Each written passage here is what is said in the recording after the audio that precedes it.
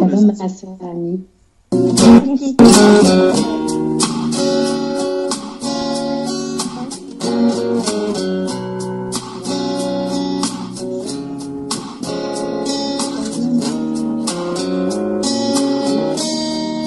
Comment expliquer et comment décrire un amour si grand, si puissant que rien ne peut le contenir. Tu sais mes espoirs, Seigneur, tu sais mes craintes. Et mes mots sont bien trop petits pour dire tout l'amour que j'ai pour toi. Alors entends mon cœur, mon esprit qui te loue, entends les chants d'amour d'un enfant racheté. Je prendrai mes faibles mots pour te dire quel Dieu merveilleux tu es. Et je ne pourrai pas te dire combien je t'aime. Alors entends mon cœur.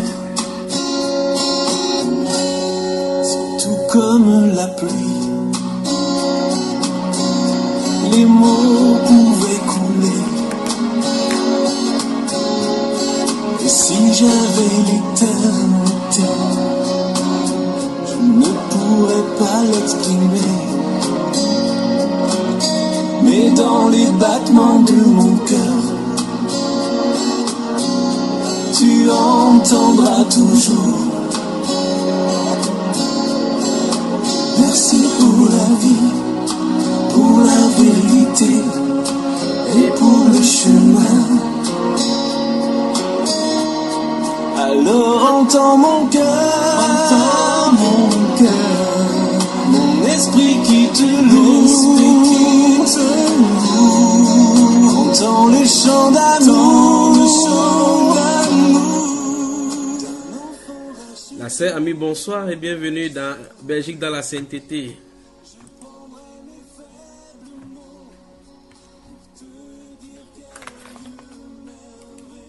La sœur amie, bonsoir. Bonsoir, Patrick. Voilà, le frère Frédéric, bonsoir.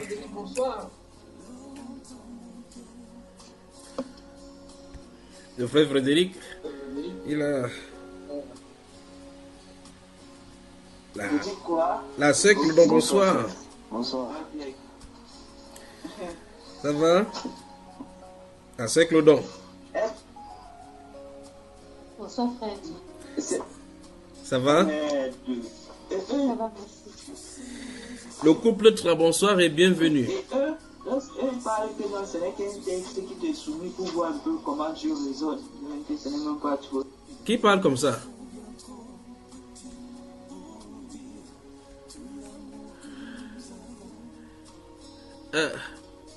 Madame. C'est chez le frère Frédéric, c'est ça? Ok, le couple très bonsoir et bienvenue. Bonsoir, Patrick. Bienvenue aussi à toi. Ouais, la grâce, elle va bien. Oui, ça va. Le plaisir est pour moi renouvelé encore de vous rencontrer ce soir. Chaleureux est pour nous de tous. La soeur amie, comment va Chelsea? Ma fille, va bien, ma fille chérie, bien. qui aime l'Afrique là. Elle va bien. Elle dort déjà. Oui, elle dort déjà. Voilà, on respire un peu musicalement et on revient, d'accord? Voilà.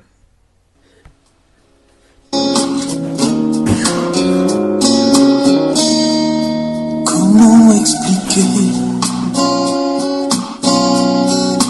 et comment décrire un amour si grand, si puissant que rien ne peut le contenir.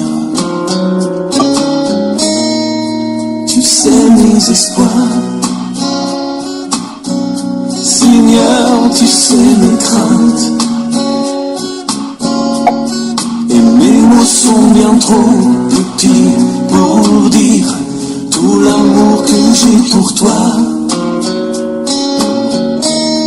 Alors entends mon cœur, mon esprit qui te loue, entends les chants d'amour, d'un enfant racheté. Je prendrai mes faibles mots pour te dire quelque merveilleux tu es. Mais je ne pourrai pas te dire combien je t'aime. Alors entends mon cœur. C'est tout comme la pluie. Les mots pouvaient couler. Et si j'avais l'éternité, je ne pourrais pas l'aimer. Mais dans les battements de mon cœur, tu entendras toujours. Merci pour la vie. Voilà. Retour après cette ponctuation musicale. Alors, comment vous allez? Parlez-moi ce soir. Ça va, frère. Par la grâce de Dieu. On est content de te revoir, frère. Ça fait longtemps. Je suis toujours présent avec vous, non pas vrai? Amen. L'esprit, oui. Amen, frère. Très content. Voilà. Comment va ton mari, ma soeur? Il va bien par la grâce de Dieu. Et les enfants? Merci, frère. Ils vont bien aussi. Voilà, très bien. Tu me laisses saluer. Tu me salues particulièrement ton mari. Amen. Je le ferai. Ton mari? Non, ça c'est en privé ça. Le frère Trabi, comment tu vas? Ça va bien, frère, par la grâce du Seigneur. Après, non, frère. Oui, donc c'est par rapport à ton mari, vous voulez parler. Puis, le frère Frédéric, comment tu vas? Je crois qu'il doit avoir, il doit avoir des bruits chez lui. Il y a un visiteur, un ancien étudiant qui est chez lui. Il ne fait que bavarder. Alors, prenons les scènes écritures. S'il n'y a pas de... Je crois que vous êtes toujours mieux. Frère, par la grâce de Dieu. C'est bon. Oui, c'est bon. Oui, ça va quand même un peu. Des questions?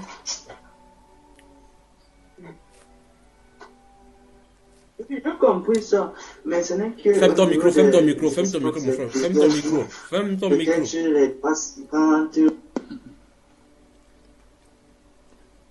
ton micro. La soeur Amie, y a-t-il des questions? Avez-vous des questions ce soir? Non, frère Junior. Comme d'habitude. Donc, si tu n'as pas de questions, tu as des réponses, d'accord?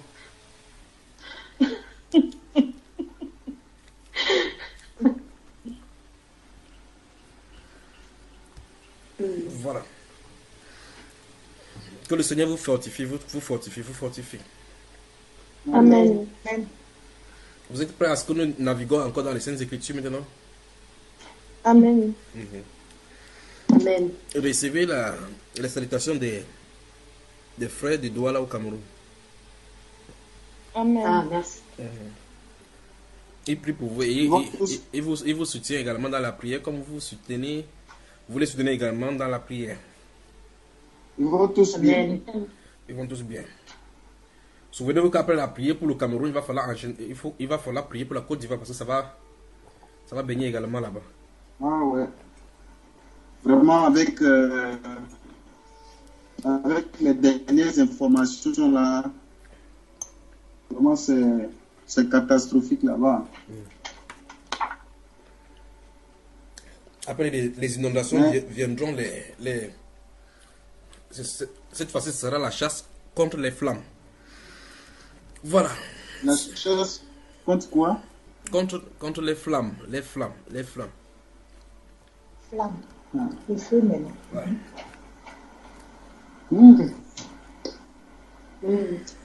Belgique dans la sainteté, bonsoir. Il ne va plus la sœur Amie, il ne va plus la sœur Claudon. Bonsoir, frère Junior. Comment? Oui, on ne te voit plus. Il ne voit plus non plus la sœur, l'autre sœur là.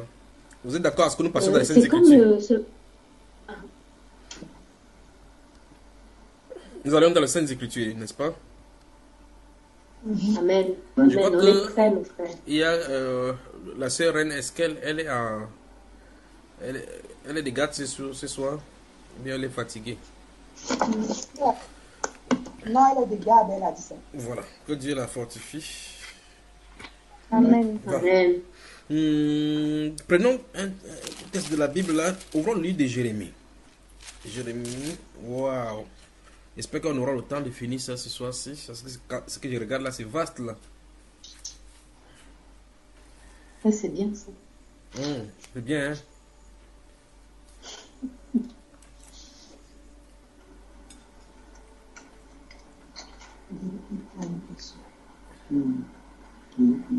Je crois que Frédéric doit savoir justement que normalement il ne doit pas avoir de bruit lorsqu'on est en train de travailler dans son environnement. Donc c'est à toi de mettre les gens qui sont autour de toi dans la condition de non-bruit. N'est-ce pas, frère? Bon appétit, frère. Oui, merci beaucoup ma soeur. On va vraiment manger ce soir. Amen. Jérémie chapitre 29. Lisons et prenons un texte de l'écriture là-bas. Chapitre 29. Lisons, la sœur Claudon, ta connexion est parfaite. Donc, lis-nous du verset 1 jusqu'au verset 15.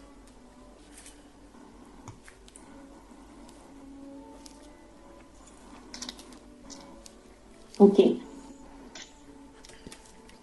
Voici le contenu de activité aux prophètes et à tout le peuple Néhémie avait emmené Jérusalem à Babylone, après que le roi Jéconia, la reine eunuque, les chefs de Juda et de Jérusalem, les charpentiers et les serruriers furent sortis de Jérusalem. Il l'a remis à Eliasa, fils de Shaphan, et à Gemaria, fils de Hilkija, envoyé à Babylone, passé auprès de Nebuchadnezzar, roi de Babylone. Elle était ainsi conçue. Ainsi parle l'Éternel des armées, le Dieu d'Israël, à tous les captifs que j'ai amenés de Jérusalem à Babylone. Bâtissez des maisons et habitez-les, plantez des jardins et mangez-en les fruits. Prenez des femmes et engendrez des fils et des filles. Prenez des femmes pour vos fils et donnez des maris à vos filles, afin qu'elles enfantent des fils et des filles. Multipliez là où vous êtes et ne diminuez pas. Recherchez le bien de la ville où je vous ai mené en captivité et priez l'Éternel en sa faveur, parce que votre bonheur dépend du sien. Car ainsi parle l'Éternel des armées, le Dieu d'Israël. Ne vous laissez pas tromper par vos prophètes qui sont au milieu de vous et par vos devins. N'écoutez pas vos songeurs dont vous provoquez les songes. Car c'est le mensonge qu'ils vous prophétisent en mon nom. Je ne les ai point envoyés, dit l'Éternel. Mais voici ce que dit l'Éternel. Dès que 70 ans seront écoulés pour Babylone, je me souviendrai de vous et j'accomplirai à votre égard ma bonne parole en vous ramenant dans ce lieu. Car je connais les projets que j'ai formés sur vous, dit l'Éternel, projets de paix et non de malheur, afin de vous donner un avenir et de l'espérance. Vous m'invoquerez et vous partirez. Vous me prierez et je vous exaucerai. Vous me chercherez et vous me trouverez. Si vous me cherchez de tout votre cœur, je me laisserai trouver par vous, dit l'Éternel, et je ramènerai vos captifs. Je vous rassemblerai de toutes les nations et de tous les lieux où je vous ai chassés, dit l'Éternel. Et je vous ramènerai dans le lieu d'où je vous ai fait aller en captivité. Cependant, vous dites, Dieu nous a suscité des prophètes à Babylone. Amen. Amen. Amen. Que la grâce et la paix vous soient multipliées. Avez-vous, pour que je puisse naviguer tranquillement sans difficulté, avez-vous déjà eu à lire le livre de Jérémie jusqu'à ce point-ci au moins déjà? Pour que je puisse bien m'expliquer. Ou mieux, j'entre directement dans le message.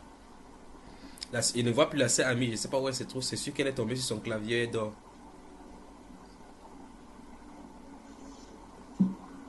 Ah, sa Vous- connexion est en panne. Ok. J'espère qu'elle nous voit. Alors, regardez. La connexion de qui?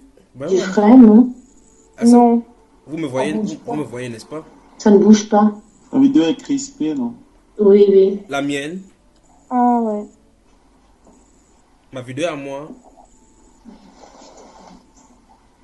Alors, vous m'entendez? C'est bon, la seconde. Il est grave, une fois, Alors, vous m'entendez?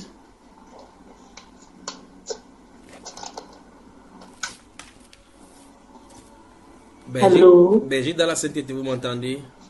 Ah, ça y est. Oui, Oui, c'est bon, frère. Oui. Ah On ben, a je, été coupé. ah ben, je crois peut-être que nous avons quelques soucis de connexion de ce côté-ci. Mais plaise au Seigneur, qu'il nous Oui. permet de finir ce message, Oui. de parler de ce message. Ça risque d'être long. Vous m'entendez? La sœur Ami, tu me vois, je te vois pas. Je ne vois pas deux vidéos. Je ne vois pas la vidéo de la sœur Suzanne ni Ami. Ah. Tu veux qu'on relance, mon frère? Non, ça va. Ça va. Donc c'est ma bande passante qui est petite. Alors dans ce livre de Jérémie au chapitre 29, nous nous trouvons au soir des mauvaises prophéties dites précédemment par le prophète Jérémie pour la captivité des Juifs de Jérusalem pour la Babylonie. Et là, et chaque fois comme d'habitude, lorsqu'il y a un événement qui doit se produire, beaucoup de voix de prophéties s'élèvent et très souvent les prophéties contradictoires. Nous nous trouvons dans le soir des jours du peuple juif où Israël est censé aller en captivité selon le prophète Jérémie et d'autres prophètes encore vont être suscités de nulle part, prophétisant justement que Dieu ne les emmènera nulle part, comme Nebuchadnezzar sera vaincu, ainsi de suite. Et puis Jérémie va sortir avec ses prophéties des 70 ans qui vont être fixées sur Israël. Vous m'entendez? Faites-moi toujours ça, il faut que je vérifie que vous allez m'entendre. Oui, ça dérange un peu, mon frère. Oh là là. Dans ce cas, je vais couper ma vidéo pour que la bande passante soit plus claire, d'accord? Ok.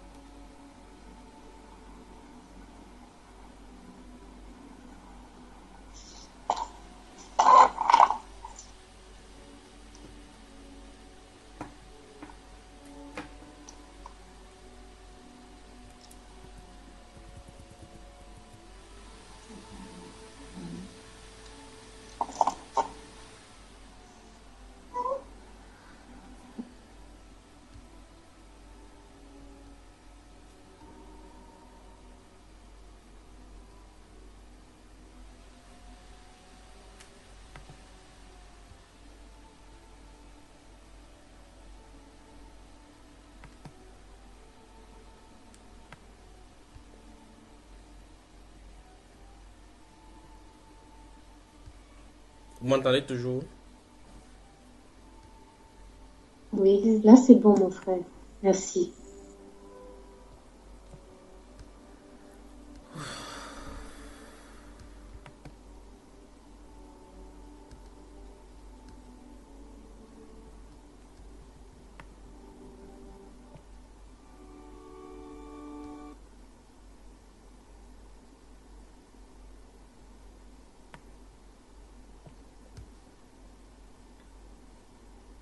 Ce n'est pas évident avec la machine.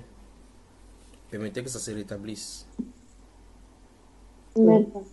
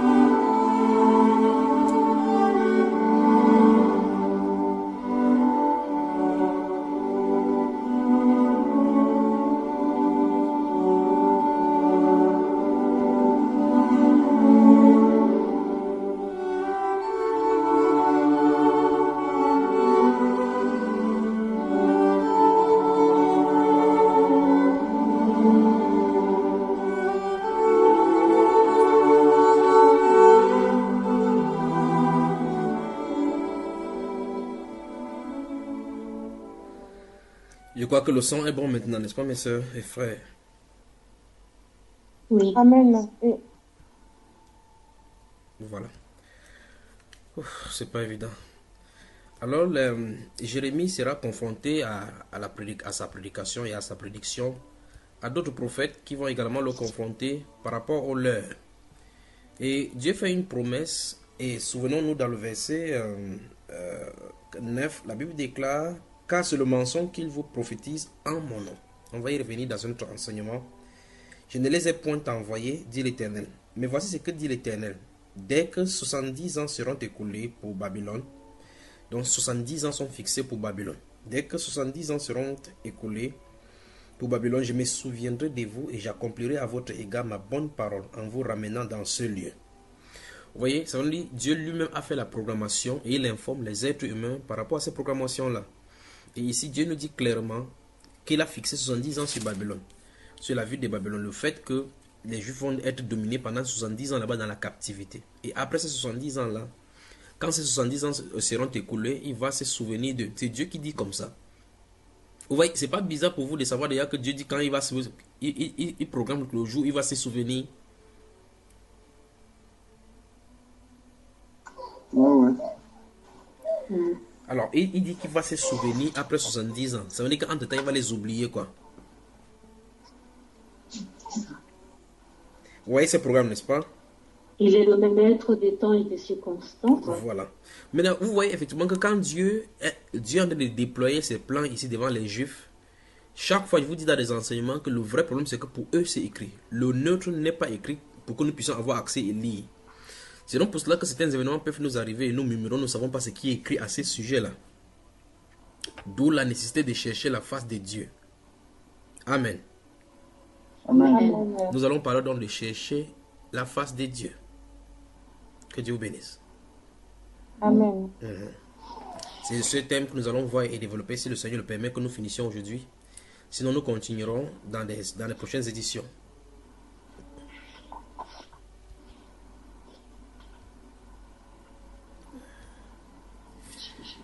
Là, maintenant, vous tous, vous avez fermé votre vidéo. Hein? C'est ça? Non, nos vidéos sont ouvertes. Ok, donc ça veut dire que c'est toujours moi qui... dont la tâche dérange. Alors, vous avez noté, n'est-ce pas? Oui. Nous allons parler de quoi, ma chère Suzanne? Chercher la face de Dieu. Chercher la face de Dieu.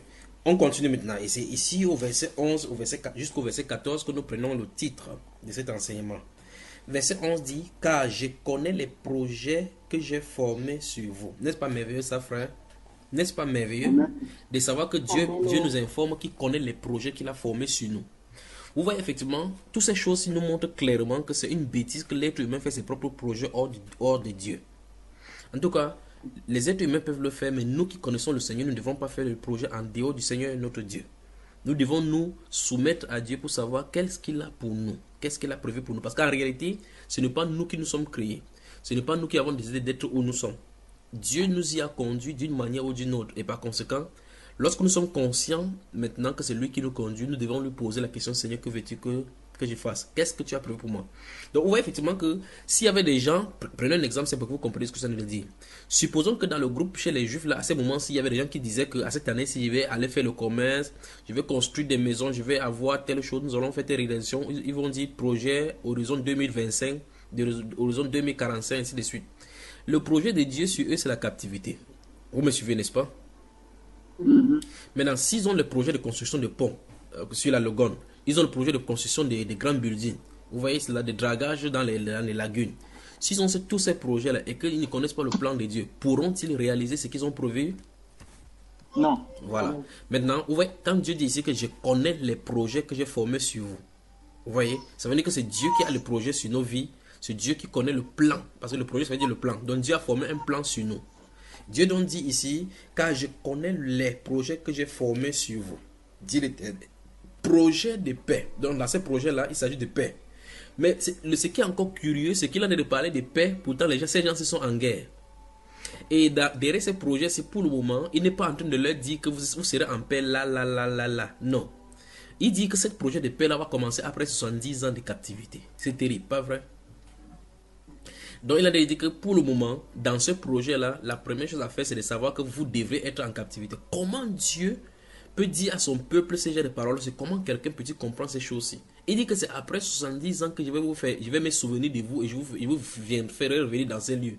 Dieu donc est obligé de les punir. Dieu est obligé de les punir, vous voyez. Quand vous allez lire par la suite dans le livre de Jérémie, vous allez voir effectivement qu'il les a punis, dans le verset précédent. Il a dit qu'il les a frappés comme ça à cause du grand nombre de ses péchés. Il était obligé de les frapper à cause du grand nombre de leurs péchés. Vous voyez, parce qu'il ne peut pas faire autrement. Il faut qu'il les châtie pour qu'ils participent à sa sainteté. Voilà ce que Dieu fait chaque fois. Chaque fois quand le peuple de Dieu, et ici vous devez prendre Israël comme notre type. Quand les gens vivent dans le péché, Dieu les corrige toujours. Voilà pourquoi Dieu a d'amener Israël en captivité. Parce que si vous lisez depuis le chapitre 1 de Jérémie, on vit dans un contexte où Israël a abandonné Dieu et ses Baals, dont brûle l'encens à Moloch, ainsi de suite, à Baal, sur les toits, partout, au point où, quand le prophète parle, on n'entend même plus. Même les sacrificateurs sont corrompus au point où on ne sait plus qui dit la vérité.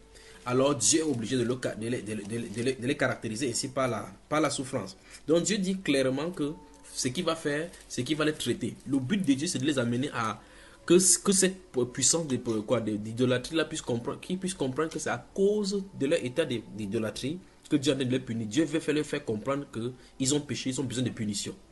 Et donc Dieu dit donc après 70 ans, souvenez-vous de Moïse avait dit dans Deutéronome chapitre 32 que quand ils seront entrés dans le pays, le bon pays que Dieu va leur donner, ils vont faire ces choses-ci et Dieu va les amener en captivité dans un pays lointain au langage des gens qui ne comprennent même pas. Et voilà ça qui s'accomplissait comme ça. Vous voyez donc depuis des centaines d'années, depuis des milliers d'années, Dieu avait un projet sur eux. Projet qu'ils vont pécher. Dieu va les faire amener au septentrion. Puis il va les faire revenir dans les cris de réjouissance. Et au-delà de ça, c'est une prophétie également pour l'église qui devrait entrer dans Babylone. Et puis Dieu va envoyer ses messagers pour les faire sortir, pour entrer dans la grâce finale pour la rédemption et le rachat de ceux qu'il s'est acquis par son propre sang. Maintenant, Dieu dit ici qu'il a formé un projet sur ce peuple. Projet de paix, et c'est quand même terrible. J'ai dit, il ne sait pas que le Seigneur nous aide vraiment à finir.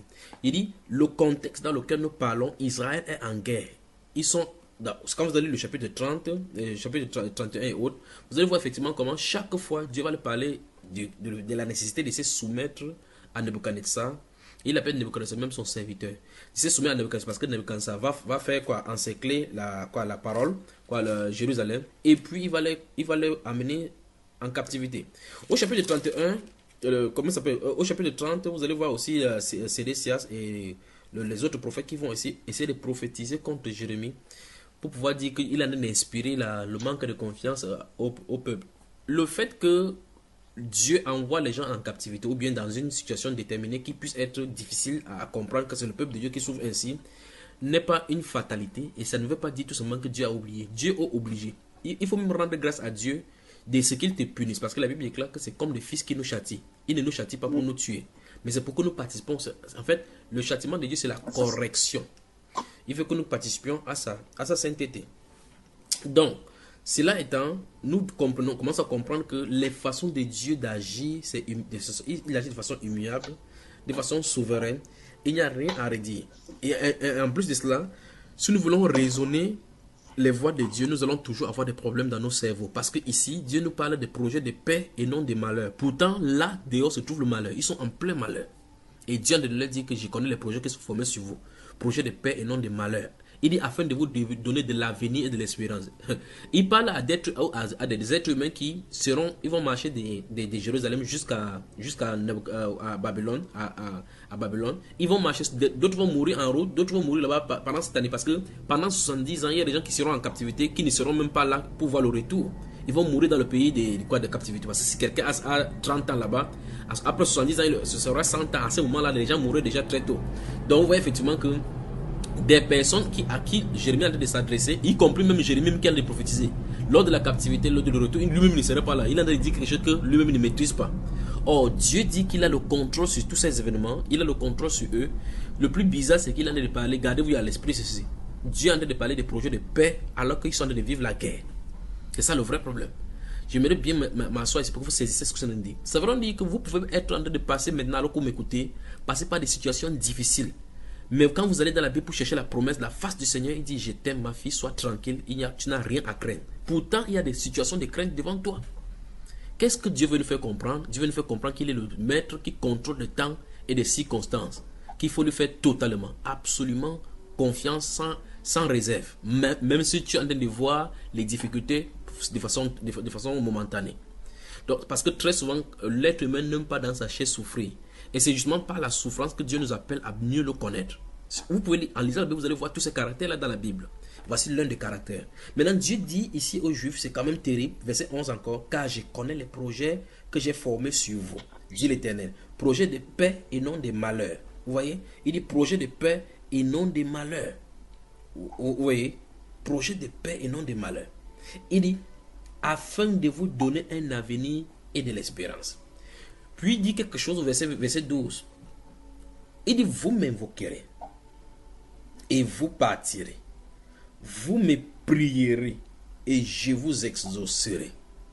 Dieu en a dit ceci, c'est quelque chose qui va se passer 70 ans plus tard. Et pour ceux qui lisent la Bible, vous allez voir effectivement qu'après 70 ans justement, Daniel va commencer l'intercession.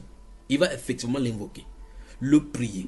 Il va le faire partir au travers de Néhémie, de Shadrach, comment il s'appelle, d'Esdras et autres, pour le rétablissement des Juifs. Donc Dieu avait promis cela. Alors comme le prophète avait dit, Daniel dit qu'il avait vu par le livre qui devait s'écouler 70 ans selon le temps que Dieu avait dit au prophète Jérémie. Il s'est mis à intercéder pour dire que c'est à cause des malheurs que le peuple n'a pas suivi les prophètes que Dieu a amené ces malheurs. Ils sont allés en captivité. Il a demandé pardon et Dieu a suscité maintenant pour qu'il rentre comme il avait dit. Notre Dieu est fidèle. Amen. Amen. Voilà. Alors il dit, vous m'invoquerez et vous partirez. Vous me prierez et je vous exaucerai. Regardez les promesses inouïes du Seigneur. C'est une grâce déjà de savoir que si tu pries, Dieu va t'écouter. Si tu pries, il va t'exaucer. Il est en train de dire comme ça aux gens qui sont désobéissants. Mais il dit que le moment où il va manifester, où il va se souvenir d'eux, quand ce plan-là sera accompli, quand ils vont prier, il va réexaucer. Ça veut dire quoi? Quel que soit ce que les Juifs font maintenant, ils prient n'importe comment. Enfin, Jérémie lui-même a essayé de prier. Il a dit, quitte devant ma face, je ne pardonnerai point à ce peuple. N'intercède pas, même si c'est Moïse, au chapitre 15, versets 1 et 2. Il dit clairement que si c'est Moïse et Samuel qui se présentent devant lui, il n'accepterait pas. Donc, Dieu avait ce projet qui doit aller en captivité. Et personne ne pouvait pas changer cela. Amen. Maintenant, verset 15. Vous me chercherez et vous me trouverez. Je vais vous souligner maintenant cette première phrase-ci avec un style de couleur. Puis le deuxième volet avec notre style de couleur. Si, entouré si, qui se trouve là-bas entre les deux volets. Je recommence encore verset 13. Vous me chercherez et vous me trouverez. Il y a si vous me cherchez de tout votre cœur. Soulignez tout votre cœur avec une autre couleur, mais il a entouré si. Le titre de l'enseignement, c'est quoi, ma soeur Suzanne, ma soeur amie? Cherchez la face de l'Éternel. Cherchez la face de Dieu. Amen. Amen. Donc pour celui qui cherche Dieu, enfin, je reconnais que Dieu lui-même c'est un casse-tête chinois. Si les événements même de notre propre vie, le système nerveux est tellement complexe, la vie elle-même est tellement complexe, notre situation est tellement complexe, la famille est tellement complexe. Essayez de chercher seulement votre génération, votre généalogie en montant, vous allez voir comment c'est complexe. On va vous dire clair un jour que peut-être ton ancien ancêtre c'est un Soudanais. Vous allez dire, hein? Vous allez voir effectivement qu'il va falloir que vous laissez là-bas. Vous allez remonter un jour quand on dit non, vous sortez de la Mongolie. Vous allez dire non, mieux j'arrête l'enquête. Vous voyez que tout est complexe, tout ce qui est caché là c'est complexe, donc c'est mieux que chacun reste tranquille là où il se trouve. Vous voyez? Alors maintenant, si tout ça est complexe, combien de fois Dieu? Combien de fois Dieu? Vous voyez? Combien de fois lui qui est tellement grand que dans sa grandeur n'est même pas mesurable avec nos mots de mortels. Maintenant ici il dit que si vous me cherchez de tout votre cœur, vous me chercherez et vous me trouverez. Je crois qu'il va falloir maintenant que vous commencez à noter. Notez le livre d'Actes des Apôtres, chapitre 17.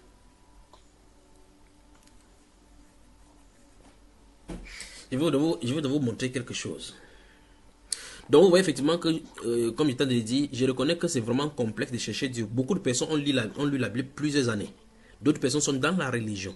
Ils suivent comme ça. On leur dit de monter, ils montent, descendent, ils descendent. Pour un de ces jours, quelqu'un d'autre vient dire que tout ce que tu faisais là était faux. Ça l'embrouille. Après, la personne se fâche. Il dit, les témoins de Jéhovah disent une chose, les musulmans disent autre chose, les bouddhistes disent autre chose, les pentecôtistes, les évangélistes disent autre chose, les nouvelles églises réveillées disent autre chose, les églises des maisons disent autre chose. Après, la personne se fâche, dit qu'il ne dit plus rien, il ne fait plus rien. Donc, il se fâche parce qu'en réalité, il y a un problème. Le problème, c'est le fait que Dieu doit contacter les cœurs. C'est Dieu qui doit contacter les cœurs. Si Dieu ne contacte pas les cœurs, tout ce que quelqu'un fait, il a de courir les pieds dans le sac. Dieu doit contacter les cœurs. Quand Dieu contacte les cœurs, vous savez effectivement que Dieu est à l'œuvre. Amen. Amen. Actes des Apôtres chapitre 17, vous connaissez bien ce passage, n'est-ce pas? Lisez à partir du verset 20 jusqu'au verset 28.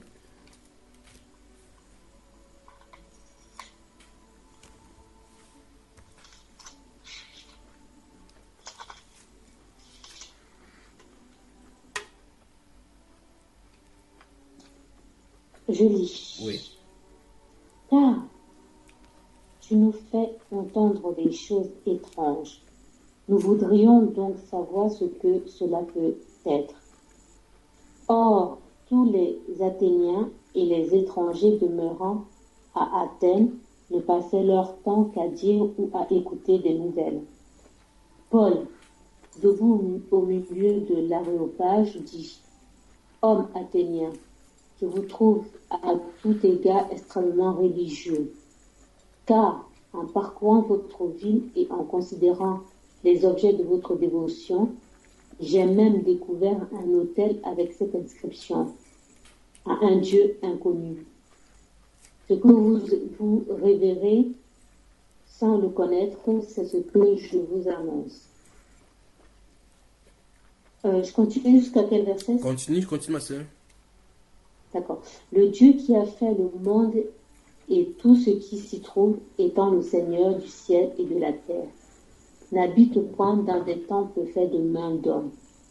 Il n'est point servi par des mains humaines, comme s'il avait besoin de quoi que ce soit.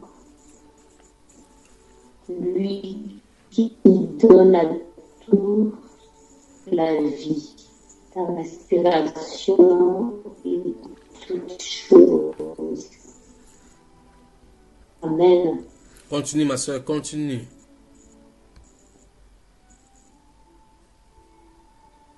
Continue.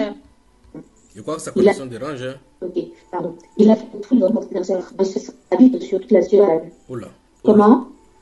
Vas-y, continue ma soeur. Vous l'entendez bizarrement comme moi également ou bien? Oui, chez nous ça va. Ok. Elle nous entend là? Oui, je vous entends. Hein. Continue ma soeur, continue la lecture. Ok. Il a fait que tous les hommes sortis d'un seul sang habitent sur toute la terre, sur toute la surface de la terre, ayant déterminé la durée des temps et les bornes de leur demeure. Il a voulu qu'ils cherchent le Seigneur et qu'ils s'efforcent de le trouver en tâtonnant, bien qu'il ne soit pas loin de chacun de nous. C'est bon. Car en lui... C'est bon, Amen. c'est bon ma soeur. Amen. Voilà. Maintenant, nous voyons effectivement l'exposé de l'apôtre Paul. C'est un juif dont on sait effectivement qui sont les adorateurs à Jérusalem. Et souvenez-vous des Jean chapitre 4 où Jésus a dit que l'heure vient, ce n'est pas ni à Jérusalem qu'on va chercher Dieu autre. C'est pour dire que l'heure du temple était terminée. L'apôtre Paul étant un adorateur, un ancien adorateur juif, connaît effectivement que le juif est lié au temple de Jérusalem. Mais ici, il est dit que Dieu n'habite point dans le temple fait de mains d'hommes. Il n'est point servi par des choses humaines. Il faut aller dire ça au pasteur de cette époque-ci maintenant qui construit de grands basilisques en disant que c'est pour honorer Dieu. Et le premier apôtre André dit que Dieu n'habite point dans le temple fait de mains d'hommes. Maintenant, regardez encore verset 24, il dit, verset 23 d'abord, car en parcourant votre ville et en considérant les objets de votre dévotion, j'ai même découvert un autel avec cette inscription à un Dieu inconnu. Le Dieu inconnu. Ça veut dire qu'ils avaient tellement de dieux que ils ont aussi dit, ils ont aussi mis une autre stèle pour un autre Dieu, que s'il y a un autre Dieu, le jour qui va se présenter, c'est lui qu'on va associer avec celui-là. Il dit, ce que vous révérez sans le connaître, c'est ce que je vous annonce. Ça veut dire quoi? Ça veut dire que ce peuple-ci avait soif de connaître Dieu. Ils étaient à la recherche de quelque chose de palpable. Parce que s'ils avaient déjà trouvé, ils ne seraient plus en train de chercher chaque fois en tâtonnant les divinités. Il y avait Apollon, Vénus, il y avait les divinités de la fertilité, divinités de la pluie, divinités de la bénédiction, les divinités des succès, divinités de la force, ainsi de suite, ainsi de suite, ainsi de suite. Ils croyaient effectivement qu'il y avait une divinité pour chaque catégorie de choses. Pourtant, il n'y a qu'un seul Dieu qui est au-dessus de tout, parmi tout et en tous. Amen. Maintenant, verset 24, qu'est-ce qu'il dit? Il dit, le Dieu qui a fait le monde et tout ce qui s'y trouve, étant le Seigneur du ciel et de la terre, n'habite point dans des temples faits de mains d'hommes. J'ai dit, cette phrase, dites-le au pasteur aujourd'hui et comprenez ce qu'il va vous dire. Il n'est point servi par des mains humaines comme s'il avait besoin de quoi que ce soit. Lui qui donne à tous la vie, la respiration et toutes choses. Maintenant, écoutez, il a fait que tous les hommes sortis d'un seul sang habitant sur toute la surface de la terre. Écoutez encore cela souligné. Ayant déterminé la durée des temps, 1, et les bornes de leur demeure, 2.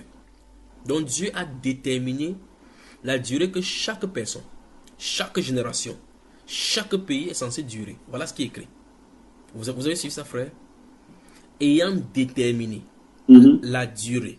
Souvenons-nous de ce qu'on a lu dans le livre de Jérémie chapitre 29 aujourd'hui, car je connais les projets que j'ai formés sur vous. Tout fonctionne selon le projet du Seigneur. Tout ce qui est sur la terre. Il n'y a rien qui vient comme le champignon.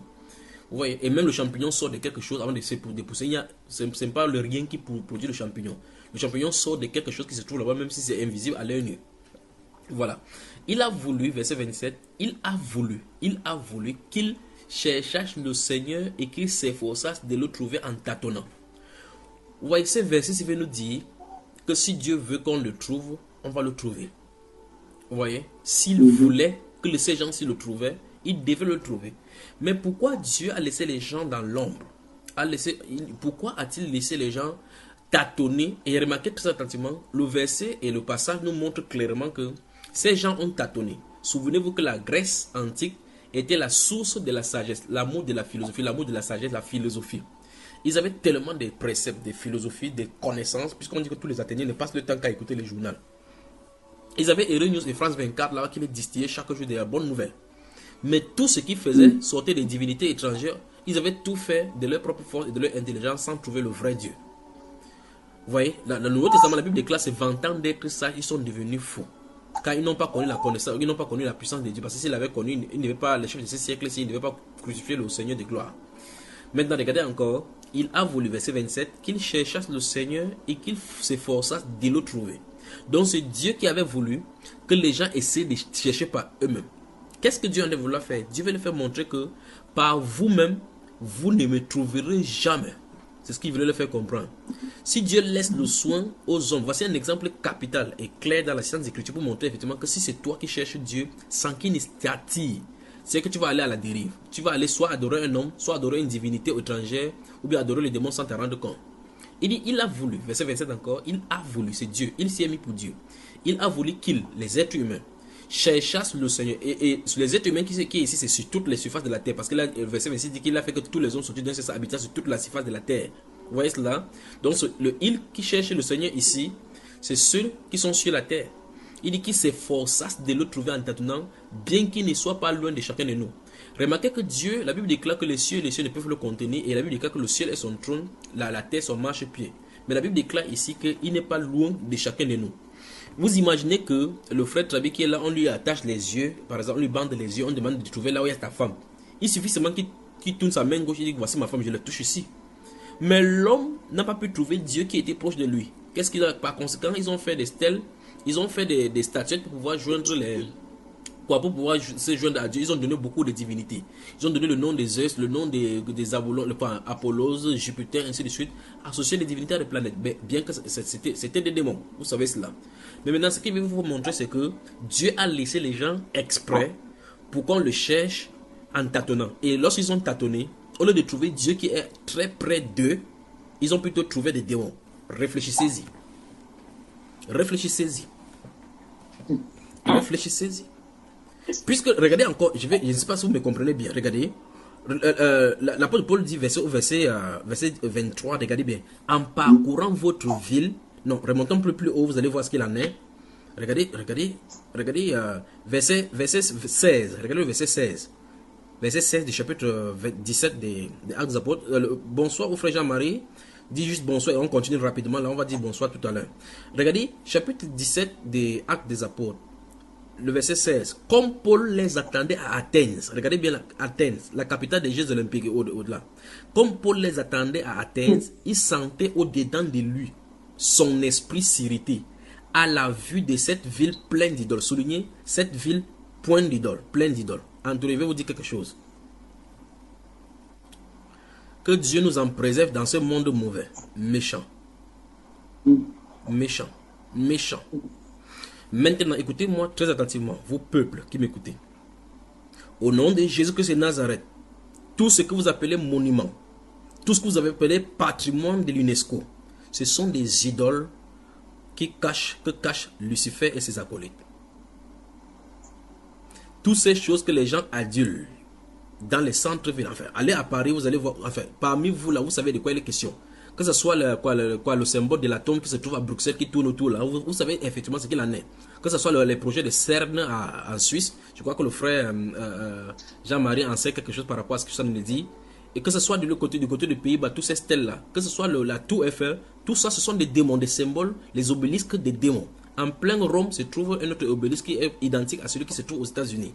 Cette chose-là qui est dans la mythologie représente la verge comment s'appelle, de cette divinité satanique égyptienne là. Vous voyez cela? Ça se trouve en plein là. Donc ce que l'apôtre Paul avait vu et dont son esprit s'irritait, aujourd'hui on dit que ce sont les monuments. Au Cameroun on dit que c'est le monument de la République. Ça commémore et justement il y a des festivités tout autour. À la tour Eiffel, on fait même jusqu'à on met les morts là-bas, on dit qu'aux soldats inconnus. Hommage aux soldats inconnus. Vous voyez, on vient mettre la fleur sur la tombe, on a lu et les gens on perd le culte des morts modernes. On entraîne tout le pays dedans. C'est terrible. Où est-ce qu'on va ce siècle-ci? Dans le verset 16, la Bible déclare que comme Paul les attendait à Athènes, il sentait au-dedans de lui son esprit s'irriter à la vue de cette ville pleine d'idoles. Réfléchissez-y, faites votre recherche en demandant dans cette période, quelles sont les représentations qui étaient dans Athènes pour que l'apôtre Paul s'irrite. Maintenant, lui étant des dieux, il était irrité. Mais les habitants de la ville étaient accoutumés avec ces idoles au point où ils croyaient que c'était les œuvres d'art. Aujourd'hui, on part encore, on fait les archéologies, on recherche le Panthéon. Remarquez très attentivement maintenant pour ceux qui sont en France, souvenez-vous de là où le gouvernement se réunit à Paris pour pouvoir octroyer la nationalité française aux gens. Vous vous souvenez, vous connaissez cette salle-là, n'est-ce pas? Que Dieu nous en préserve. Que Dieu vous en préserve. Vous connaissez effectivement là où il y a la cérémonie, la salle dans laquelle on fait de cette symbole de cérémonie pour donner la nationalité française aux gens. Vous connaissez cela? Ah ben si vous ne connaissez pas, c'est pas à moi de vous informer. Bon, maintenant regardez, Jean il dit ici, verset 16, comme Paul les attendait à Athènes, il sentait, je crois que vous êtes en de rire comme si c'est moi qui avais fait cela. Vous voulez voir un extrait, n'est-ce pas? Ne me dites pas que c'est moi qui ai fait cela. Quand il parle, vous me regardez, vous riez. Que Dieu nous en préserve vraiment. Amen. Le frère Jean-Marie, bonsoir et bienvenue.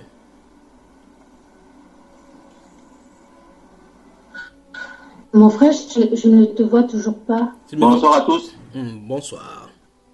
Non, ma soeur, Bonsoir, mon frère. en Suisse, le Jean-Marie en Suisse, il y a aussi des choses bizarres quand vous appelez les monuments et que la Bible appelle les idoles, n'est-ce pas? Oh, oui, partout, hein, il y a des monuments partout.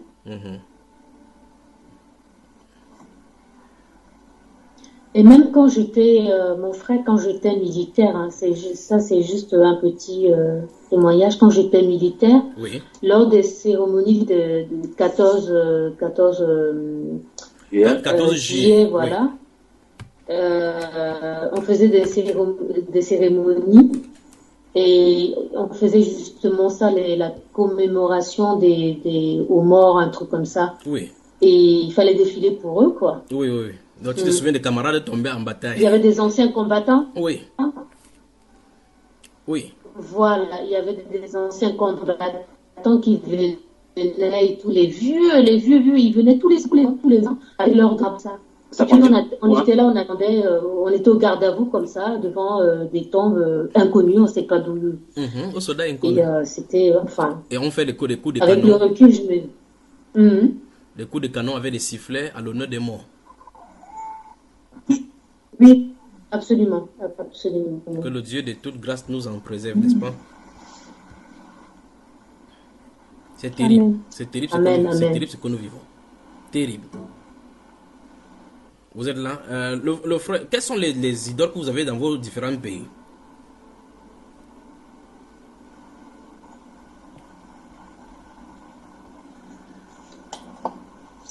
Jean-Marie. Oui, vous également. Bon, Il y en a plein partout, hein. oui. Oui. Bon, permettez-moi de vous mettre ceci. Vous allez, je crois que nous allons voir ceci ensemble. Regardez mon écran.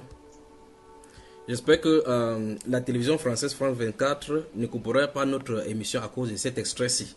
Mais plaise à Dieu. Maintenant, écoutez, un extrait. Bonjour à tous, nous sommes devant le Panthéon, le monument où sont inhumées les personnalités à qui la patrie française est reconnaissante comme inscrit sur le bâtiment. Et c'est donc... Alors, vous avez entendu, n'est-ce pas? Je vais que vous me redites ce que la journaliste de France 24, Audrey Racine, a dit dans cet extrait sur la chaîne France 24 Devenir français, mode d'emploi, que vous pouvez retrouver sur YouTube. Qu'est-ce qu'elle a dit? Le Panthéon. Non, répétez, alors, attends, je crois que c'est mieux qu'on recommence encore avec ça. Écoutez très attentivement, vous voyez le Panthéon, n'est-ce pas? Ça, c'est à Paris. Donc ça, c'est dans l'extrait de l'émission France 24, 7 jours en France. Sur YouTube, sur les chaînes, vous pouvez voir ça, Devenir français, un mot d'emploi, tel que vous voyez. Voilà le Panthéon. Mais écoutez bien son introduction. C'est juste l'introduction, je vais prendre, et puis vous allez comprendre. Écoutez très attentivement. Il dit, c'est ici, on fait la cérémonie de remise des certificats de nationalité, comment vous appelez cela, de la nationalité française à ceux des pays étrangers qui aimeraient être français. Écoutez.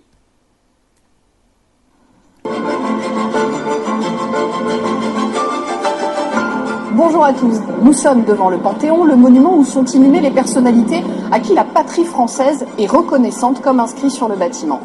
Et c'est dans cet endroit hautement symbolique que se déroule aujourd'hui une cérémonie de naturalisation. Nous allons y assister. Voilà, voilà. Je crois que c'est bon, cette histoire c'est bon, afin que nous rentrons dans les Saintes Écritures. Que Dieu vous bénisse, que Dieu vous bénisse, que Dieu vous bénisse. Vous êtes en Europe, faites attention, parce que la subtilité satanique, Satan est entré chez vous depuis longtemps et il a utilisé l'aspect de modernisme, l'aspect de science, où personne ne peut voir. Sur cet bâtiment de Panthéon, vous allez voir effectivement que c'est un bâtiment qui est caractérisé principalement, vous allez voir effectivement que les constructions sont comme les constructions au temps de Jules César, avec Néron, et les poteaux sont maintenus tels quels pour que ça garde sa forme initiale. Et là au-dessus se trouve justement pour les hommes qui sont tombés pour la patrie, et il y a les dessins de ces gens-là, des combats symbolisant toutes ces choses. Et cette femme-là dit clairement que c'est ici que sont inhumés les gens qui sont morts pour la patrie. Inhumés. Oui, oui. Et on appelle ça le Panthéon. Maintenant, je vous donne un instant, le temps qu'on revient. Maintenant, regardez-moi ce que veut dire Panthéon. Voilà. Allez, faites cette recherche. Je n'ai pas encore recherché. Je suis poussé tout ce moment. Allez, recherchez-moi tout ce moment ce que veut dire Panthéon et dites-nous maintenant. Je vous attends. Panthéon. Qu'est-ce que ça veut dire Panthéon? J'attends.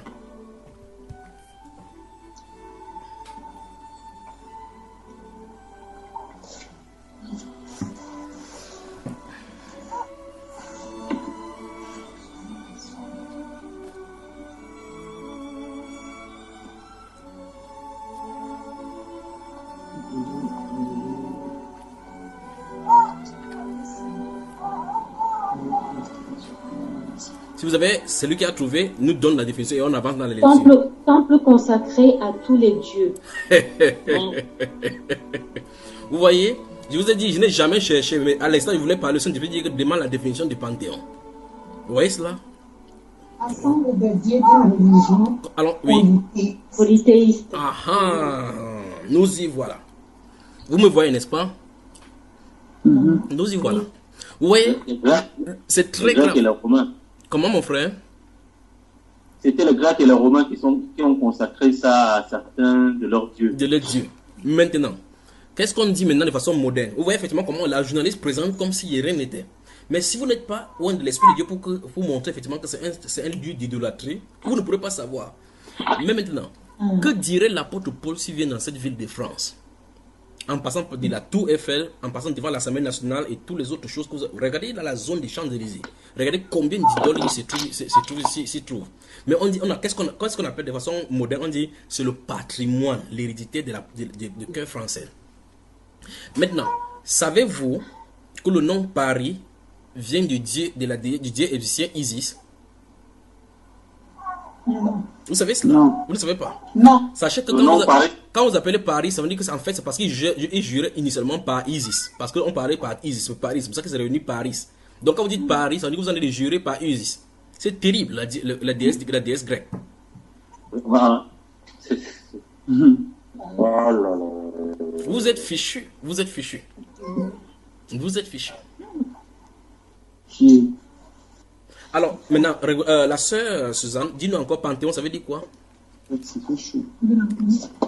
Panthéon, c'est le temple consacré à tous les dieux. À tous les dieux. Donc, quand on dit tous les dieux, ça veut dire que c'est le polythéisme, beaucoup de divinités. Ça se pose que. Tout à fait. Parce ça veut dire. Ouais, il y a la deuxième définition. Oui. Il dit ensemble des dieux d'une religion polythéiste. Voilà. Donc, en clair, les personnages qu'on a dessinés sur ce temple-là, qu'on essaie de nous montrer comme les gens qui sont morts pour la patrie, en réalité, ce sont des divinités qu'on veut adorer en voulant dire. Ça veut dire que toute commémoration qui se passe là-bas est faite à cette divinité-là, mais masquée et extampillée avec le culte moderne. Voilà ce qu'il en est. On est mal barré. Satan a foutu la merde partout. Souvent dans les enseignements, je vous pose la question que posez-vous toujours la question. Les divinités que nous voyons dans la Bible, Moloch, et justement, puisque nous avons pris notre texte de base dans Jérémie chapitre 29, il y a Baal, à qui on offrait de l'encens, qui a fait à ce que Dieu soit irrité et amené le peuple juif en captivité. Il y a Moloch, à qui on sacrifiait les enfants, les filles, et on faisait passer les fils par le feu. Je vous pose la question chaque fois dans les enseignements, où sont parties ces divinités-là? Puisque la Bible pose la question, une nation change-t-elle son Dieu? La réponse est non. Israël ne peut pas changer son Dieu, parce que le Dieu d'Israël est le Dieu d'Israël. Le Dieu de la France est le Dieu de la France. Vous voyez cela? Maintenant, je pose la question. Toutes ces divinités-là, où se trouvent-ils maintenant? Allez dans le rock and roll, vous allez le retrouver là-bas. Allez dans le R&B, vous allez le retrouver là-bas. Allez dans le hip-hop, vous allez le retrouver là-bas. Allez dans la culture, vous allez le retrouver là-bas. Grave encore, allez à votre musée de Louvre. Allez au musée de Londres, vous allez voir, c'est clairement écrit là-bas. Tous les égyptologues, quand ils partent découvrir les osophages de Toutankhamon et toutes les autres divinités étrangères là, où est-ce qu'on les amène? Vous allez entendre maintenant qu'on a trouvé la casquette de Toutankhamon, la tête de la deuxième femme de Ptolémée II. Ça se trouve à Louvre, telle chose se trouve à Louvre, l'autre se trouve à tel endroit. Ça fait que les gens viennent adorer. Et vous remarquez effectivement que les musées et autres là-bas ont des formes différentes. Vous avez remarqué là où votre président a prêté serment, le président, comment il s'appelle, le président français. Vous avez vu Macron. La pyramide derrière. Voilà. Et ce n'est pas fait au hasard. Tous connaissent ce qu'ils sont en train de faire, sauf les chrétiens qui décident d'aller se compromettre. Eux, ils ne se compromettent pas, ils servent bien leur maître. Berger de la sainteté, bonsoir. Bonsoir, frère Junior. On peut vraiment parler ce soir. Je me sens vraiment bien, vraiment bien. Alors le verset 16 de ce acte du apôtre chapitre 17 nous dit clairement que l'apôtre Paul, pendant qu'il attendait, parce qu'il était question qu'il attend des autres qui viennent de trouver en ville, qui viennent de Troas, la Bible déclare que l'apôtre Paul a regardé cette ville pleine d'idoles. Mais je veux que vous regardiez les deux comparaisons. Ici se trouve un peuple qui est religieux, qui ont des divinités dont nous venons de voir la résumé maintenant dans cet extrait-là. J'espère bien que le fait que nous ayons joué cet extrait de France 24 sur notre chose sera accepté pour qu'on puisse publier sur Bambaïba. Mais de toute façon, il faut dénoncer ces choses-ci. Ils sont dans l'idolâtrie. Ils présentent, vous voyez effectivement cette femme présente là comme si rien n'était. C'est le patrimoine français. Tout le monde y passe. Les gens viennent se filmer devant la tour Eiffel. Les gens payent 10 € pour monter sur les chaînes. Ils ne savent pas ce qu'ils sont en train de faire. Mais mon Dieu va secouer la tour Eiffel. Ils vont dépenser. Ça va devenir un projet européen. Ils vont dépenser. Ces tas de ferrailles vont leur créer des problèmes. Alors, je pose la question. Ces deux personnages, c'est qui se trouvent. Nous avons une population à Athènes qui passe le temps. D'autres s'asseyent sur les repas, d'autres s'asseyent sur le journal. Souvenez-vous de Socrate. Socrate avec Platon, tous ces gens-là qui sont nés dans ce moment-là. Des divinités incarnées qui étaient là seulement pour manifester le désir, la soif de la sagesse que Satan avait implémenté dans l'esprit de l'être humain en Genèse chapitre 3. Ça se trouvait en Grèce, dans la Grèce antique. Maintenant, là se trouve quelqu'un qui connaît Dieu, lui seul, parmi tout un peuple. Et là, ils avaient la religion avec eux. D'autres avaient la divinité de lundi, d'autres avaient la divinité de Mercure, d'autres avaient la divinité de Vénus pour vendredi, divinité d'Aphrodisia pour les rapports sexuels, ainsi de suite. Et le temple de Delphes là-bas pour la divinité des serpents. La question c'est, tous ceux-ci-là, qui leur avaient révélé cela, pour qu'ils aient cela. Sous le chapitre 19, vous allez voir effectivement comment Démétrius faisait le temple de la grande déesse Diane et qui dit que son simulacre est tombé du ciel. Donc ils ont eu des révélations venant du ciel de cette déesse-là pour pouvoir faire sa représentation et de telle sorte que les gens l'adorent. Et la Bible déclare que c'est tout le monde entier qui la révérait. Vous voyez? Donc tout le monde entier vénérait la divinité que l'Église catholique sert aujourd'hui. Pas étonnant qu'ils ont la puissance pour régner sur le monde et même sur le roi. Alors, ici se trouvent donc à Athènes deux personnalités. L'apôtre Paul qui a l'Esprit de Dieu, qui voit les idoles et voit au-delà des statues et des représentations qu'on a faites et voit des choses, des esprits qui y sont collés derrière. Et voit comment le cœur des hommes qui cherchent Dieu est orienté vers les démons, mais eux, ces gens-ci ne connaissent pas. Vous voyez, parce qu'il y a des gens qui vont venir que ces symboles-ci, ça veut dire que c'est la débarcation en Normandie. En 1945, lors de la débarcation, les soldats sont tombés en vertu de ceci. C'est la stèle ici, c'est pour les représenter. Ici se trouve le sang, là où on a versé, ainsi de suite, ainsi de suite, ainsi de suite. Ici, ça c'est l'appel du général de Gaulle, quand il a fait le 6 juin à partir de Gabon, pour appeler que la France est libre. Nous avons perdu la bataille, nous n'avons pas perdu la guerre, ainsi de suite, qu'on combat jusqu'au dernier sang. Toutes ces choses-là, qu'est-ce qui se passe derrière les divinités qui veulent le sang?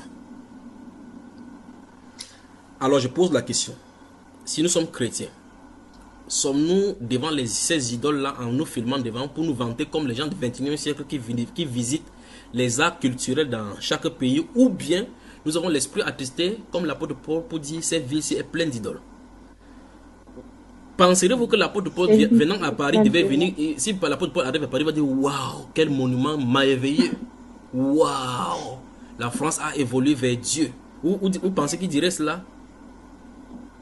Vous pensez qu'il parle à Bruxelles, il voit cette chose de l'énergie atomique, il voit comment l'atome est en train de tourner, il va dire que waouh, les gens si ont vraiment développé vraiment de bonnes choses. Hein. Il dira cela. C'est terrible, pas vrai? Non. C'est terrible. C'est terrible. Il y a un autre petit village en Allemagne, je crois que c'est au nord de l'Allemagne, avec des sirènes des eaux. Vous avez vu cela, n'est-ce pas? Oui, les photos, les images. Des sirènes, et les gens sont tous naturellement assis. C'est terrible, n'est-ce pas? Choquant. Je crois que... très choquant, vraiment. Qui parmi vous n'a pas vu cela? On n'a pas vu ça. Vous n'avez pas vu? Ah, vous serez sûr. Je vais l'envoyer. Oui, non, ne vous inquiétez pas, vous allez voir cela maintenant. C'est pour cela que nous sommes là sur Bambaïba, d'accord, frère? Donc, le nom de la ville... Mais oui. Je fais montrer ça à mon chef juste pour voir sa réaction. Hein. Oui, il a dit c'est le Même œuvre lui, d'art. il était choqué. Il a dit c'est moche. Il a dit c'est moche. Alors, c'est dans... Je crois que les mots allemands, c'est dans la région de Baden-Württemberg. J'espère bien qu'il ne corche pas. C'est à Uldingen ou Mühlehofen. Ou c'est Mühlehofen. Donc, vous allez voir, c'est un petit village là-bas en Allemagne. Vous pourrez voir ces photos-là. Je vais faire en grandeur nature pour que vous voyez sur mon écran.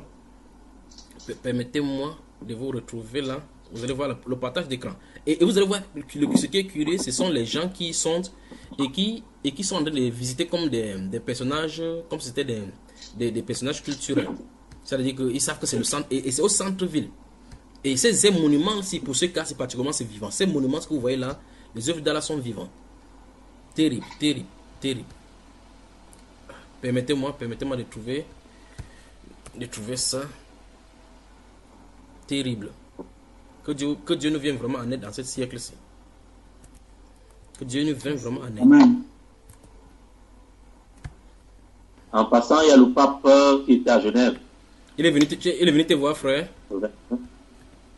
Il est passé le 21 juin. Oui. Donc, apparemment, les coûts relatifs à la messe, ça avoisinait dans les 2,3 millions de francs suisses. Oui, la collecte. Alors vous voyez, pour ceux qui n'ont pas vu cette image, vous voyez sur votre écran, n'est-ce pas? Vous percevez l'image. Donc vous voyez ici, voici, c'est dans un rond-point, un carrefour, où vous voyez effectivement, c'est un jardin public. C'est terrible, cette image est terrifiante. Vous voyez, c'est une déesse des eaux ici, avec le sein nu, et tout le pied, c'est le poisson. Et ce sont ces pieds qui sont le poisson, qui sont... Voilà, vous voyez, je crois que l'image est claire maintenant. Vous voyez cela? Vous voyez, ce sont ces pièges de forme de poisson ici qui soutiennent quelque chose. On va voir une autre chose. Voici un autre nain ici avec le pied en forme de poisson. Et vous voyez que ce sont des représentations réelles qui sont faites comme des œuvres d'art. Voilà les êtres humains, les Allemands qui ne croient pas au Seigneur, qui se trouvent là-bas. Regardez. Voilà encore un autre qui se trouve là-bas. Continuons avec notre image. Regardez. Vous voyez maintenant bien les pieds, n'est-ce pas? Vous avez vu? Vous avez vu ça? Voilà les pieds sous forme de poisson. Voilà encore une autre part ici. Donc ce sont des grandes déesses qui contrôlent l'Allemagne, ça. Je crois que ceux de ces villages-ci sont vous voyez le pied de celle-ci qui se tourne tout autour, là, comme le poisson, comme le serpent, jusque là. Vous voyez? Ça, c'est dans une ville. Vous posez la question, comment un être humain, regardez celui-ci, vous voyez ce pied? Ce sont des êtres qui existent dans l'eau. Et cette eau-ci-là, vous touchez cette eau-ci, vous allez avec vous chez vous, vous êtes fini. Vous venez là-bas, vous dites que vous faites les photos, vous finissez. Vous allez voir. Allez, vous aimez les œuvres d'art, allez-y. Vous voyez bien le pied dans cette face-ci, vous voyez? Vous voyez? Belgique dans la sainteté, bonsoir. Oui, oui. Ouais, vous voyez, n'est-ce pas? Voilà ce pied. Donc c'est quand même curieux que c'est depuis l'Afrique que je vous montre tout cela. C'est vous qui êtes là-bas. Et c'est quoi le... Oui, ma soeur. En fait, je voulais savoir quel est le... Parce qu'ils ont l'air de surélever la statue d'une divinité, je pense. Oui, d'une divinité qui est sur le cheval. Sur le cheval. Donc pour tous ceux qui voient cette... Oui, voilà. Pour tous ceux qui voient cet enseignement, je crois que le frère Iba publiera cela avec ces photos. C'est pour que les gens puissent voir vraiment la gravité sur... Il fera le montage avec cela. Avec ces photos, c'est pour que les gens voient vraiment. Parce que quand nous parlons comme ça, les gens écoutent les enseignements. L'enseignement par la suite, ils ne voient pas la gravité. Donc cette divinité-là, d'abord je ne dois pas lui donner l'honneur à interpréter ce sont des divinités des eaux, point. Alors je pose la question, ces gens qui sont tout autour de cette divinité qui sont en train d'observer, vous voyez ce qu'ils voient, ils voient quelle grandeur, ils disent waouh, celui qui a fait ceci c'est vraiment un artiste. Regardez, il y a vous appelez une œuvre d'art appelée comment ça s'appelle, Leonardo da Vinci, la Mona Lisa. Vous avez entendu parler de Mona Lisa? Je vous pose la question, quelle est la particularité de ce tableau? Pourquoi c'est cher et très prisé? Vous pensez que c'est quoi? Au point où une œuvre d'art faite dans les antiquités, dans les années 500, coûte aux environs de 150 000 €. Quelque chose qu'on a dessiné tout juste pour poser là. Vous pensez que c'est quoi? C'est la question que je me pose souvent. Oui, bah voilà, c'était ça que je voulais dire. C'est la question que je voulais te poser, mon frère. Tu me parles, je suis artiste alors. Ouais. Tu me poses la question, c'est moi qui travaille au Louvre. C'est vous qui êtes là-bas. Il faut demander ça au frère Trabi. C'est le frère Trabi qui m'a... Alors, je vous pose la question. Comment ça se fait? Comment est-ce possible? Je vous pose la question, je recommence encore. Je vous pose la question, pourquoi? Je crois que dans un autre enseignement, on va parler je vais faire jouer une vidéo et on va commenter. Les réponses se trouvent derrière cette vidéo-là. C'est surtout sur YouTube. Le Saint-Esprit me dit seulement que va taper cette titre, je trouve le titre, la vidéo, je suis étonné. Il dit prends, tu gardes, parce que tu vas utiliser cela. Donc vous voyez, vous me posez la question maintenant, les réponses s'y trouvent. Mais je vous pose la question, ça ne vous semble pas bizarre qu'un tableau que quelqu'un a dessiné coûte 150 000 €? Vous pouvez imaginer combien de villages ça peut bâtir ici en Afrique? Ouais. N'est-ce pas terrible? Ouf. C'est terrible, n'est-ce pas mes frères? Ça. Oui. Alors ce sont ces choses, ces œuvres d'art et autres là-bas. Remarquez, prenez le temps de lire Isaïe 44 jusqu'au 49. On dit à quoi c'est une œuvre d'art, à quoi c'est une idole pour qu'un homme le fait tailler, ainsi de suite. Il fixe, Dieu se moque de là-bas, qui prend le bois, il prend une autre partie pour faire de la table, d'autres ils font des à manger et l'autre ils font une idole, il fixe, il ne peut pas parler, il fixe. Et après il met de la peinture pour qu'il soit beau. Les êtres humains sont fichus, je vous le dis. Belgique dans la sainteté, bonsoir. Bonsoir, Gardez-vous à l'esprit, priez le Saint-Esprit de vous révéler qu'est-ce qui se cache derrière les tableaux, même du Vatican. Maintenant, pour vous qui avez été dans les églises catholiques, là, je vous pose la question. Vous pensez que les représentations qu'on fait dans vos basiliques, là, vous remarquez que chaque personnalité qu'on reçoit, bon, c'est vrai qu'ils mettent les noms chrétiens, on dit saint telle personne, bien que personne ne l'ait connu. Pourquoi chacun de ces saints-là ont des soleils sur la tête? Vous avez vu dans la Bible quelqu'un avec le soleil sur la tête ici dans la Bible? Vous avez vu quelqu'un qu'on a décrit l'apôtre Pierre, on dit que c'était des gens du peuple ordinaire sans instruction. Mais quand vous allez, on va dire que voilà Saint-Pierre, on dessine avec une auréole, c'était au point où, devant le Vatican, même vous allez les voir là-bas au-dessus. Et vous remarquez très bien que le Vatican, avec ses poteaux, sont construits de la même façon que ces panthéons que nous avons vus, n'est-ce pas? Oui, oui. Alors maintenant, à Lyon, c'est pareil. Voilà. Je crois que la basilique de quoi, le truc de Lyon, là, le grand basilique de Lyon, où il y a eu des problèmes de procès d'homosexualité, enfin, de pédophilie, c'est grave, n'est-ce pas, mon frère? Oui, oui. Voilà. Maintenant, écoutez ceci.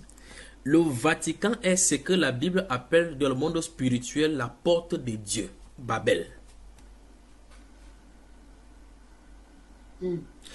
Savez-vous ce que veut dire le Vatican? Vatiscan, de deux mots latins là. C'est pas ancien, non? Voilà. Maintenant, en tout cas, ça devait vous faire donner la sueur froide. Alors, je pose la question, les inscriptions là, vous voyez même dans les temples catholiques où il y a les verres, où ils font généralement avec les vitres en haut, bleu, rouge, ainsi de suite, ils font des œuvres d'art là. Oui. Savez-vous ce que ça représente? Ce qu'ils dessinent? Non. Il y a les dessins bizarres là, souvent. Ils appellent Saint Michel Lacan, Saint Joseph le prince de la famille, ainsi de suite. La question c'est, les auréoles là qu'ils mettent sur la tête, qu'est-ce qu'ils veulent dire?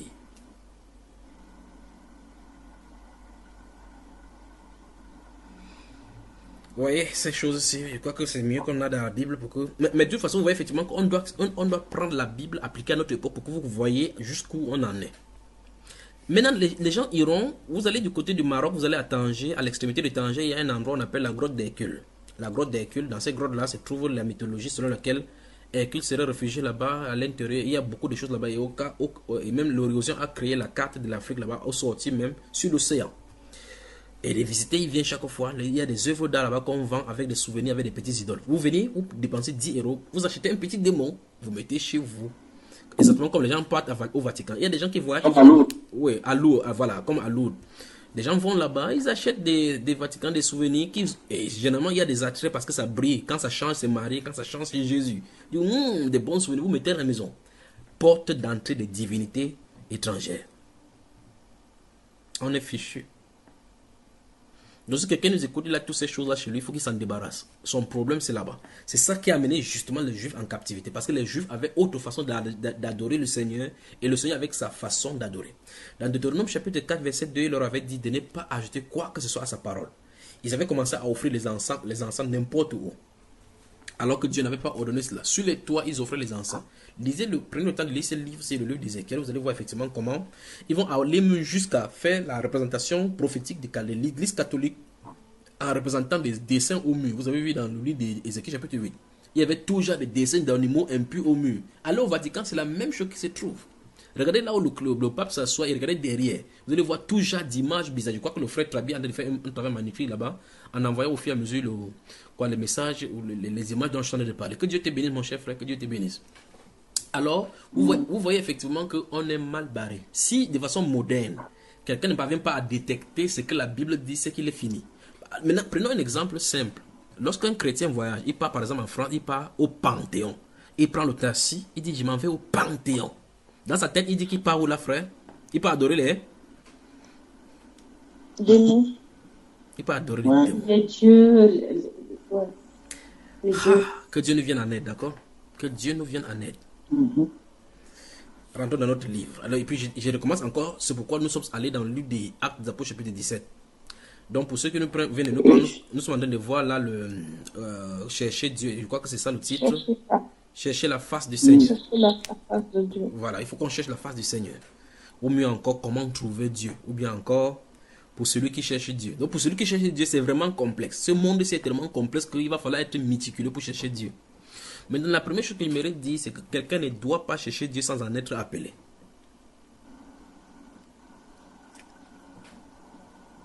C'est bizarre, pas vrai? Ouais.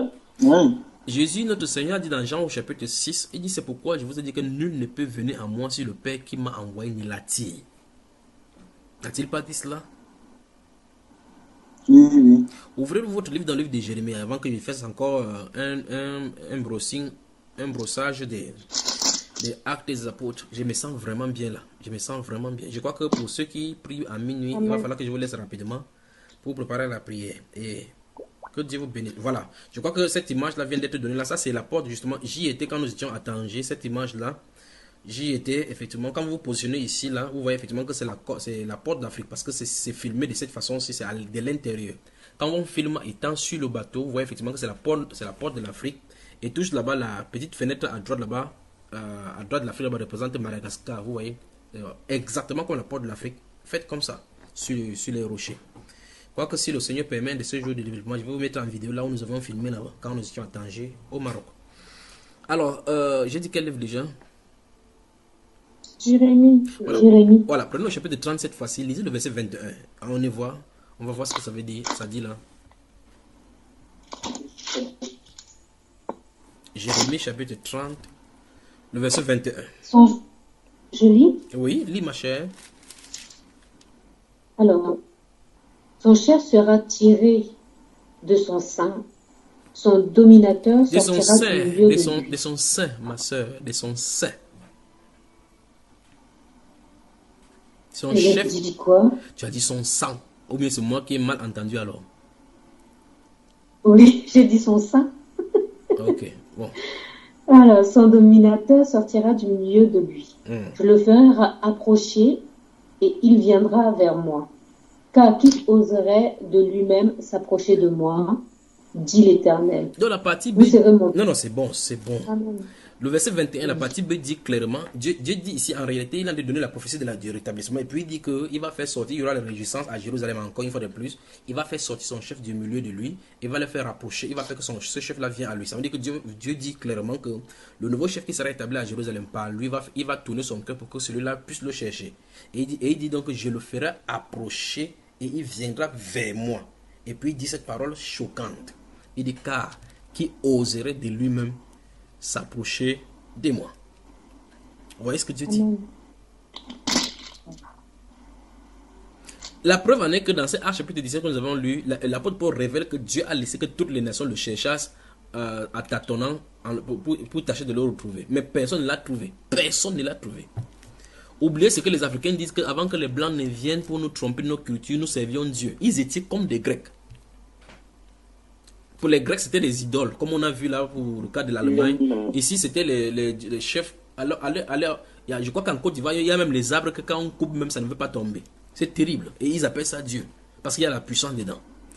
Chez les Bamileke, il y a des zones, vous appelez des forêts, où si vous y entrez sans en être initié, vous ne pourrez plus sortir. Dès que vous franchissez d'ailleurs en un pas, vous ne pouvez plus trouver le chemin retour. Parce qu'il y a des divinités qui cachent la forêt. Il y a des zones où vous coupez les arbres, c'est le sang qui coule sur les arbres. Ça faisait un signe que les gens disent que non, nous avions le connaissance du vrai Dieu. Parce qu'ils voient une manifestation. Ils voyaient des manifestations. Ils voient des... Enfin, les vieillards qui sont dans les... Vous savez, vous m'entendez? Vous m'entendez? Oui, voilà. Lors des initiations des chefs traditionnels, des chefs des royaumes en Afrique, vous voyez très attentivement qu'il y a souvent les 9 collèges des gens, on les appelle les notables. Ceux qui sont les gardiens des traditions. Ce sont eux qui initient le chef. Ils prennent un chef et ils le font à leur embrousse dans les cases. Ils ont des cases d'initiation. Après un mois, quand ce monsieur-là rentre, si c'est un jeune enfant, vous voyez effectivement qu'il a totalement changé. On lui donne le guao, les esprits entrent dans son corps. Il prend ce qu'ils appellent le totem. Qu'est-ce qu'il leur donne là-bas? Vous voyez, ce sont des divinités. Ces personnes-là, ce sont des gens qui sont incarnés par des esprits pour perpétuer le mal sur la terre. Mais on appelle cela notre tradition. Donc, on va dire, avant que les gens ne viennent sur la terre, avant que les évangiles ne viennent, les blancs ne viennent, ils vont parler de Léopold II, le roi des Belges, avec le discours que non, ne leur apprenez pas Dieu parce qu'ils connaissent Dieu. Ce n'est pas au roi des Belges de dire ce que les évangiles doivent prêcher. C'est des bêtises. C'est des bêtises. C'est le Saint-Esprit qui doit envoyer les gens prêcher. Vous me suivez, n'est-ce pas? Amen. Voilà, donc c'est pas le roi belge qui a donné envoyé les missionnaires sur la terre. Dieu a utilisé Nebuchadnezzar, qui était un roi, pour aller punir Jérusalem. Il a aussi utilisé les rois, enfin c'est écrit dans la Bible, c'est prévu dans les Saintes Écritures que les Africains partent en captivité. Et Dieu a dit clairement qu'il va les réveiller, ils vont le servir. Donc voici l'heure de l'Afrique. Partout où les Noirs se trouvent sur tous les continents, Dieu va les réveiller. Jamaïque, Caraïbes, Haïti, tous les continents. L'Amérique, vous allez remarquer que le réveil se passe au milieu des peuples noirs, ceux qui ont la peau noire. Dieu va les toucher. Amen. Parce qu'ils ont tant souffert. Maintenant, ça se lève comme ça en parallèle avec la culture satanique au milieu. Pendant que nous serons des prêcheurs que revenons à Dieu, d'autres personnes sont au milieu en disant que retenons à la terre de nos ancêtres. Il y aura une fois de plus confrontation. Et la puissance de Dieu va se faire. Donc, souvenez-vous, attention à la séduction, parce que ce sera tellement fort. La marge de manœuvre pour reconnaître le vrai du faux sera très difficile. D'où la nécessité justement de rester dans la parole. Voyez? Amen. Voilà. Donc, d'où la nécessité de rester dans la parole. Si vous ne restez pas dans la parole, vous serez séduit. C'est Jésus qui a dit. Jésus a dit que ça sera tellement proche que ça pourrait séduire même les élus. Donc, souvenez-vous, si, quand le réveil qui est d'arriver, Satan produira son réveil. Satan produira son réveil. Wow. Il y aura des gens qui auront, il y aura des gens qui auront des puissances phénoménales sur la terre au point où vous allez croire effectivement que c'est Jésus, alors que ce n'est pas Jésus-Christ. En tout cas, je vais vous prévenir. Je vais vous prévenir en solo, en aparté, vous qui êtes les miens, que cette personne-ci n'est pas de Dieu. Pour que vous l'évitiez. Parce que ça arrive. Ça arrive, Amen. ça sera terrifiant. Amen. Voilà. Donc, Amen, frère. disons, Satan a de préparer son peuple, le Seigneur a de préparer son peuple, son ami sera puissant. Il y aura la confrontation. D'accord? Mais maintenant, souvenez-vous que le pourquoi je vous amène chaque fois dans la parole, c'est pour que vous voyez effectivement que le Saint-Esprit, après avoir fait les miracles, ne peut pas régner sa propre parole. Souvenez-vous de cela.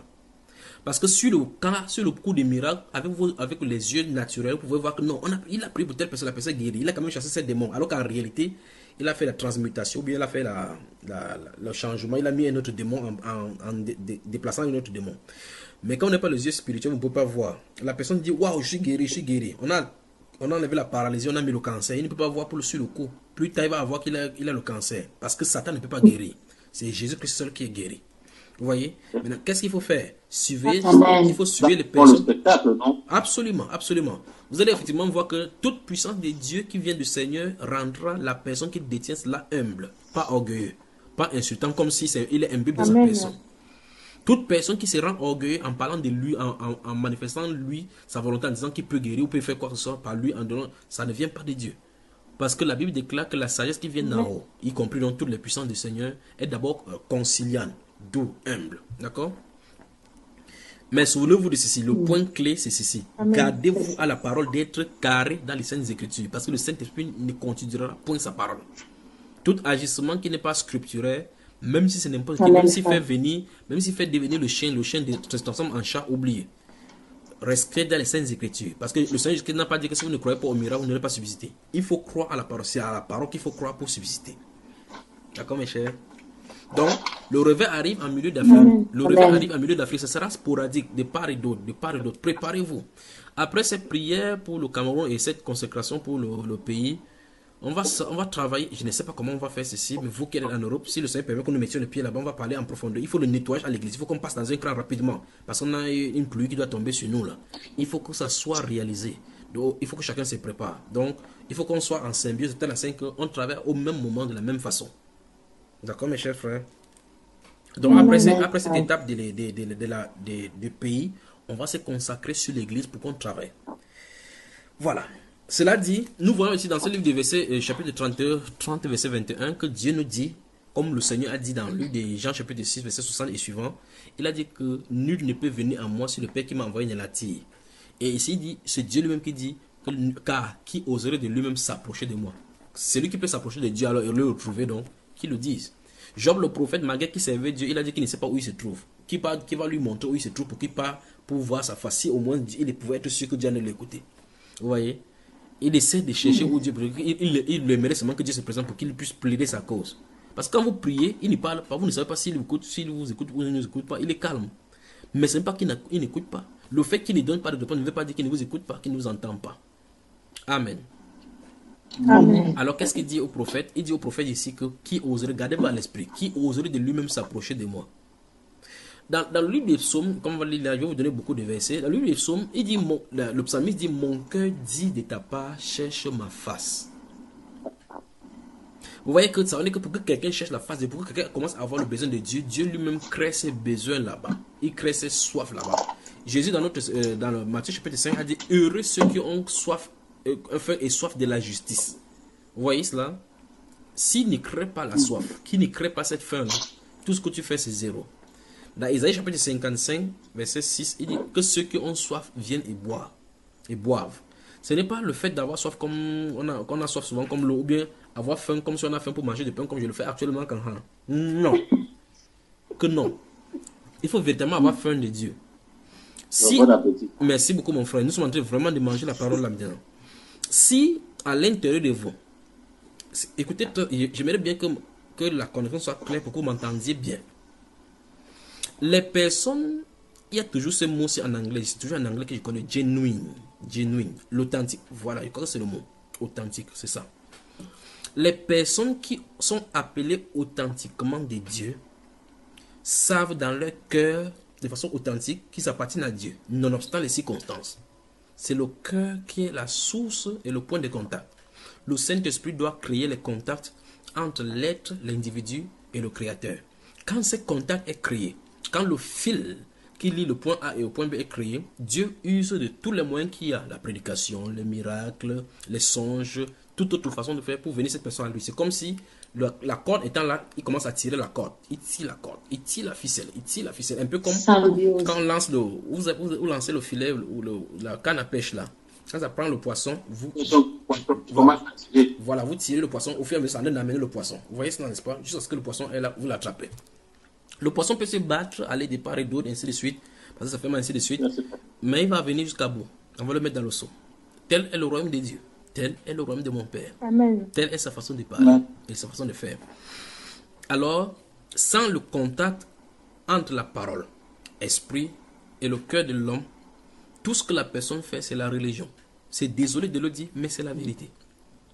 Vous me suivez, n'est-ce pas? C'est le Seigneur Dieu du ciel qui initie l'appel. Et lorsqu'il le fait, c'est ce que le Seigneur Jésus voulait signifier dans Jean chapitre 10 en disant: j'ai encore d'autres bébés qui ne sont pas de cette bergerie. Celles-là, il faut que je les amène. On se pose la question, comment il va les amener? Lui, il dit: elles entendront ma voix. Vous voyez cela? Ça suppose que ces personnes-ci sont prédisposées. Dieu a mis quelque chose en eux, comme un récepteur qui va faire à ce qu'ils puissent appréhender que ici c'est l'appel du Seigneur. Vous ne savez pas tout simplement ce qui vous arrive. Vous vous sentez seulement poussé dans la direction du Seigneur. Vous l'aimez sans savoir pourquoi vous l'aimez. Quand vous voulez faire n'importe quoi, enfin, dès le départ, pour ceux qui sont allumés de façon genuine, de façon authentique, quand vous êtes allumé par le Seigneur à l'intérieur, la première chose que vous remarquez, c'est vous perdez d'abord l'intérêt pour les choses terrestres. D'abord. Quand ce sont les étudiants, vous allez voir effectivement que très souvent, les étudiants laissent leur cours pour lire plutôt la Bible. Ils vont se voir que n'importe comment ils ne parviennent pas à étudier. Ils lisent seulement la Bible au point où les gens vont leur dire: mais si tu fais comme ça, tu vas échouer. C'est ces choses-là qui arrivent. À un moment donné, si vous êtes dans un endroit où vous êtes dans le travail, vous sentez un désintérêt pour le travail. Subitement, un désintérêt pour le travail, vous ne savez pas ce qui vous arrive. Vous vous rendez compte tout simplement que vous êtes là avec les choses de Dieu. Ça, sachez que la maison a attrapé la bouche du poisson à ce moment-là. Dès ce moment-là, Dieu ne vous lâchera plus. Il peut arriver. C'est pour ça que vous allez voir effectivement que quand ces choses arrivent dès le départ pour certaines personnes, ils ont ce qu'on appelle donc le zèle, le feu. Et plus tard, quand ils perdent ces zèles-là, maintenant je vais répondre à ces questions-là maintenant que les gens me posent chaque fois. Quand ils perdent ces zèles-là, ils disent: frère Junior, je vais recevoir encore le feu. Je vais avoir le feu que j'avais dans mon premier départ. Comment j'aimais le Seigneur. L'amour n'a pas diminué. Quand le poisson est attrapé, remarquez très attentivement. Quand le filet, pour ce que je viens de dire là, quand la maison prend le poisson se bat dans l'eau, c'est normal qu'il soit agité. Il a le zèle. Mais quand on l'attrape, juste parce qu'il arrive à la boue, on l'attrape comme ça, il peut bouger comme il bougeait. C'est normal. Mais le poisson est toujours entre les mains de la personne. Vous voyez là, n'est-ce pas? Le moment des ailes, c'est le moment où la personne est agitée pour que tu comprennes vraiment qui il est. Mais lorsque tu es entre ses mains, il veut te stabiliser pour te dire: maintenant tu es entre mes mains, tu marches comme je veux, pas comme toi tu veux. Parce que le zèle peut t'amener à faire des choses qui n'est pas de lui. Les dégâts. Mais c'est dans son plan également pour t'amener dans la correction. C'est pour ça que vous pouvez voir les gens sortent avec les baffes pour aller prêcher de part et d'autre parce qu'ils ont le zèle pour Dieu. Attendez seulement. Quand ça va faire bam, ils vont rentrer tranquillement et dire: mais c'est même quoi avec cette affaire-ci? Vous comprenez ce que je veux dire? C'est ça. Voilà. Mais frère, oui. En fait, mais pourquoi quand ça se refroidit, oui, on a tendance à croire que chaque l'assiette Dieu a quelque part et qu'on doit revenir encore parce que quand ça commence à se faire sentir, écoutez, on a ce pressentiment. Non, écoutez. Soit on a fait une gaffe ou quelque chose. Écoutez, mon cher, Jésus, notre Seigneur, dans Luc chapitre 4, est entré dans la synagogue de Capernaum une seule fois. Il a lu une seule fois que cette parole de l'Écriture est accomplie. Quand il a lu, on l'a chassé là-bas. Il n'est plus revenu là-bas, d'accord? Donc, n'essayez pas de vous culpabiliser.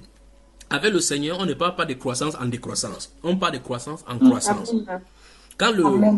Quand vous semez quelque chose, une graine dans la terre, n'essayez pas, vous voyez le noyau de goyave, de papaye ou enfin de manguier. Ça peut être, vous pouvez aimer le noyau parce que la forme est très jolie, ainsi de suite. Mais tôt ou tard, vous allez devoir accepter que vous devez perdre pour ne plus voir cela. Vous voyez cela? Quand ça sort, vous allez voir effectivement, si vous avez vu comment le manguier pousse, très souvent ça sort de la terre et puis ça devient verdâtre un peu. Mais petit à petit, cette chose verdâtre va tomber et une tige va sortir. Vous allez beau vouloir dire non, il fallait que le noyau là reste là. Si ça reste là, ça ne produira pas la mangue plus tard. Parce qu'il faut l'évolution. Ça doit passer. Il faut accepter que ces ailes soient perdues pour être rétablies, être équilibrées. Pour ceux qui comprennent le but de l'atome, oui, vas-y mon frère. Cela sous-entend que toutes les étapes de notre vie sont contrôlées par le Seigneur. Et je peux dire qu'il y a des niveaux de compréhension, on grandit quoi avec le Seigneur quoi. Il pose la question. Vous avez vu l'apôtre Pierre marchant sur les eaux jusqu'à ce qu'il voulait se noyer, non? Vous avez la haine avec laquelle il suivait Jésus, non? Oui. À partir de Actes des Apôtres, vous avez vu comment la façon comment il se temporise, non? Voilà. Donc c'est comme ça. Donc alors n'essayez pas. Ceci est différent. Ce que son dit est différent du fait que quelqu'un a été coupé de la communion, parce que le péché nous coupe de la communion avec le Seigneur. Et cette communion doit être rétablie. Quand vous savez que vous vivez dans la sanctification et que vous n'avez pas de problème de reproche avec le Seigneur, que votre cœur ne suscite pas chaque fois avec une certaine peur, parce que la Bible dit que la peur suppose le châtiment. Si vous savez effectivement que votre cœur n'y a pas de reproche, sachez que vous êtes en bon terme avec le Seigneur, la communion est établie, continuez votre marche tout simplement. Mais tant que la communion est coupée, que vous savez que vous vivez dans le péché, recherchez la paix avec le Seigneur jusqu'à ce que ça soit rétabli. Quand c'est rétabli, avancez seulement, d'accord? Mais ne recherchez pas toujours chaque fois à revenir que... Imaginez par exemple, le frère Trabi. Le frère Trabi reste comme ça, il cherche du pain, il ne voit pas.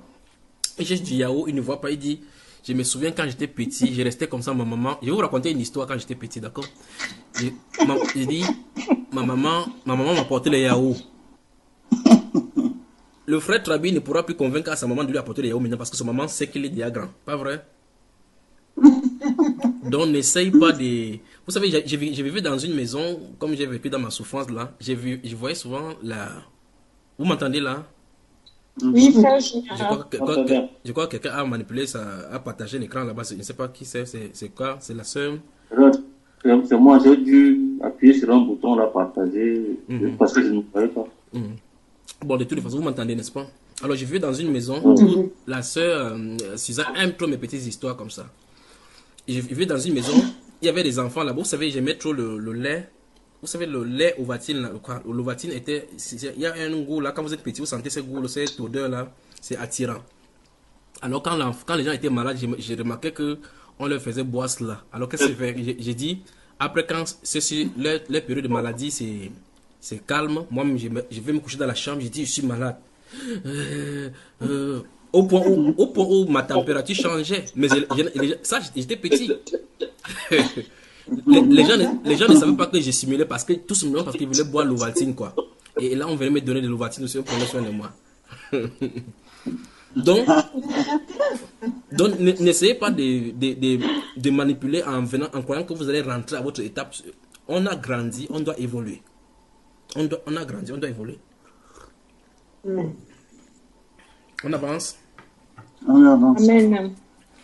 Alors ce soir, il est question de ceux qui ont soif de Dieu, de ceux qui veulent chercher Dieu, de comprendre la nécessité de chercher Dieu, parce que le temps dans lequel nous sommes sont tellement mauvais au point où vous voyez que l'idolâtrie s'est totalement métamorphosée dans l'école, dans les marchandises, dans la télévision. En fait, la première idole parlante, c'est la télévision. Vous voyez, à longueur de journée, on a déjà robotiser les gens. Vous allez voir, remarquez très attentivement, je vais vous montrer quelque chose. Les femmes qui suivent des séries télévisées, vous allez remarquer que leur foyer, leurs enfants et leur comportement commencent à être dictés et modélés par ces choses qu'ils voient là-bas, sans qu'elles ne se rendent compte. Le but de la télévision, par Satan, c'est de donner l'éducation qu'il veut dans un foyer, en touchant enfants jusqu'aux parents. Quand vous voyez, on fait des tintins au point où les léopards parlent, les chiens parlent, les enfants sont devant en train de voir. Vous pensez qu'on a de vouloir dire quoi à ces enfants-là? Quand les jeunes passent le temps devant le hip-hop, ainsi de suite, hip-hop, hip-hop, vous voyez petit à petit, dans notre Afrique où les gens s'habillaient bien, on commence à porter des pantalons déchirés. Et ils appellent même ces pantalons-là destroy. Destroy, ça veut dire détruit. Et le détruit, ça vient du destructeur. Donc le destructeur leur a donné son mode d'habillement et il s'habille comme ça. On est mal barré. Alors, l'idolâtrie moderne, c'est un frein à rechercher Dieu. Il y a des gens donc qui cherchent Dieu. Comme c'est juste dans le livre de Jérémie que nous sommes en train de lire, ils servaient, vous ne pouviez pas dire à ces justes qu'ils ne servent pas Dieu. Ils disent que nous sommes le peuple de Dieu. Dieu nous a fait sortir du pays d'Égypte. Mais sur le plan de la manifestation, ils servent les idoles. Ils servent Baal, ils servent Moloch et tous les autres. Alors qu'est-ce qu'on doit faire, ma chère soeur, mes chers frères? Nous devons reconsidérer notre façon de vivre aujourd'hui. Le simple fait que le Saint-Esprit nous a fait montrer aujourd'hui le Panthéon, avec toutes les autres choses qui afférent en allant dans Actes des Apôtres, chapitre 17, pour nous faire montrer ces choses des Grecs là, nous devions faire attention. Ça montre clairement que ces personnalités que vous voyez dans les télévisions sont des indicateurs du diable pour nous pousser à l'idolâtrie, sans vous dire que c'est l'idolâtrie. Pourquoi des personnalités de la République française amèneraient les gens dans cette chose-là pour pouvoir donner la nationalité? C'est pour venir dire clairement à ces divinités que voici des personnalités qui sont censées maintenant vous adorer. Vous me suivez, n'est-ce pas? Vous suivez? Dis à l'enfant qu'il ne pleure pas, que nous soyons de nous battre comme ça pour que leur avenir soit meilleur. Parce que Dieu a dit qu'il va lui donner un avenir et de l'espérance. D'accord? Alors, Amen. Il faut qu'on écarte. Mes chers frères, mes chères soeurs, il est temps que nous qui sommes en Europe là, vous qui êtes en Europe là, vous essayez de discerner selon l'Esprit de Dieu les idolâtries modernes et préservez vos enfants de tout cela et préservez vous-même de tout cela. Vous pouviez aller au Panthéon, vous promenez. Vous pouvez aller dans les obélisques à Louvre, vous promenez. Vous pouvez aller aussi à Lourdes, vous promenez. En pensant que vous êtes en train de vous promener comme ça dans des endroits, comme ils ont des choses modernes, les mots modernes pour cela. Ils appellent ça de la culture, ou bien, comment ils appellent cela? Ce sont ils appellent ça les patrimoines de la République. D'autres appellent cela les patrimoines de 7e merveille de l'UNESCO. Que l'UNESCO, ça a été mis dans le patrimoine de l'UNESCO. Regardez les temples mayas, par la sœur Maya, hein? Les temples mayas là-bas, avec les divinités de Nostradamus. Vous allez voir de quoi il est question. C'est l'idolâtrie. Mais vous leur dites ainsi, parle le Seigneur. Repentez-vous et quittez le péché, quittez l'homosexualité. On dit, tu parles encore de l'homosexualité ici, on te renvoie dans ton pays. Pas vrai? Attendez, je viens. Attendez, je viens. Donc, vous qui allez marcher derrière moi, si vous marchez derrière moi pour que je prêche là-bas, sachez que si on m'arrête, on va vous arrêter. Moi, j'ai ma nationalité camerounaise, donc on peut me renvoyer chez moi tranquillement. C'est vous qui aurez des problèmes là-bas. Voilà. Vous devez, on doit dire, je ne vais pas prendre part à l'iniquité. La Bible déclare que non seulement ils apprécient ce qu'ils le font, mais aussi il faut condamner tous ces actes-là. Il faut dire aux gens que l'homosexualité, c'est diabolique. Et si quelqu'un continue comme ça, il va filer dans le feu. Et Dieu appelle les gens à la repentance. Amen. Donc vous voyez que les lois sont en train d'être votées pour verrouiller les gens de ne pas prêcher contre cela. Et pour menacer. Mais attendez que le ciel, le bruit, j'entends le bruit qui vient du ciel. J'entends le bruit. J'entends le bruit. Merci Père. J'entends le bruit. J'entends le bruit. Osée chapitre 10. Ouvrez cela, ouvrez. J'entends le bruit. Il y a un bruit qui se prépare. Un bruit de déversement de la puissance sur les gens. Des gens qui se cachent dans la maison en disant que non, il faut que je me préserve des Mayas, je préserve Maya et ma famille. Vous allez voir, attendez. Osée chapitre 10. J'entends du bruit. Il y a un bruit qui se prépare. Nous parlons de chercher Dieu là maintenant.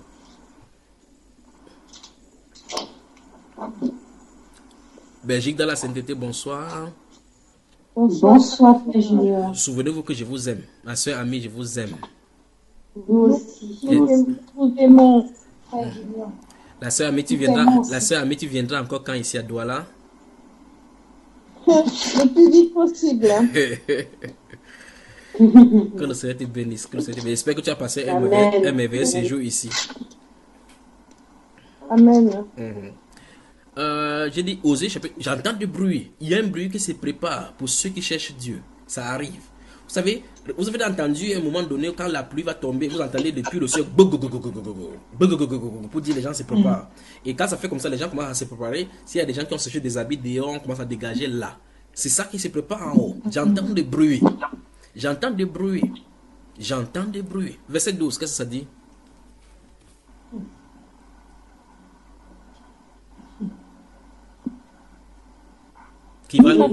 Allons-y, verset 12 seulement. Ok. Semez selon la justice, moissonnez selon la miséricorde.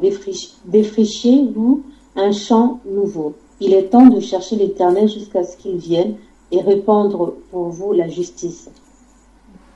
Encore. Amen. Vous avez cultivé le mal, moissonné. Faut répéter la sœur Suzanne. Encore. Relis encore. Ah oui, semez selon la justice, moissonnez selon la miséricorde. Défrichez-vous un champ nouveau. Il est temps de chercher l'Éternel jusqu'à ce qu'il vienne et répande pour vous la justice. Amen. Maintenant, regardez. Vous voyez le langage de Dieu. Défrichez-vous un champ nouveau. Quand on défriche le champ, je crois qu'on va parler, lorsqu'on va parler du réveil et puis de la nécessité de travailler là-dedans. Lorsqu'on travaille dans le champ, quand on attend la pluie, pour que ça arrose, on défriche d'abord le champ. On prépare la terre à recevoir la pluie. Et il appelle ça la justice. Amen. Vous ne pouvez pas avoir cette justice qui est en train d'arriver, cette puissance qui est en train d'arriver et l'iniquité à côté de vous. Vous allez parler. Donc attendez seulement.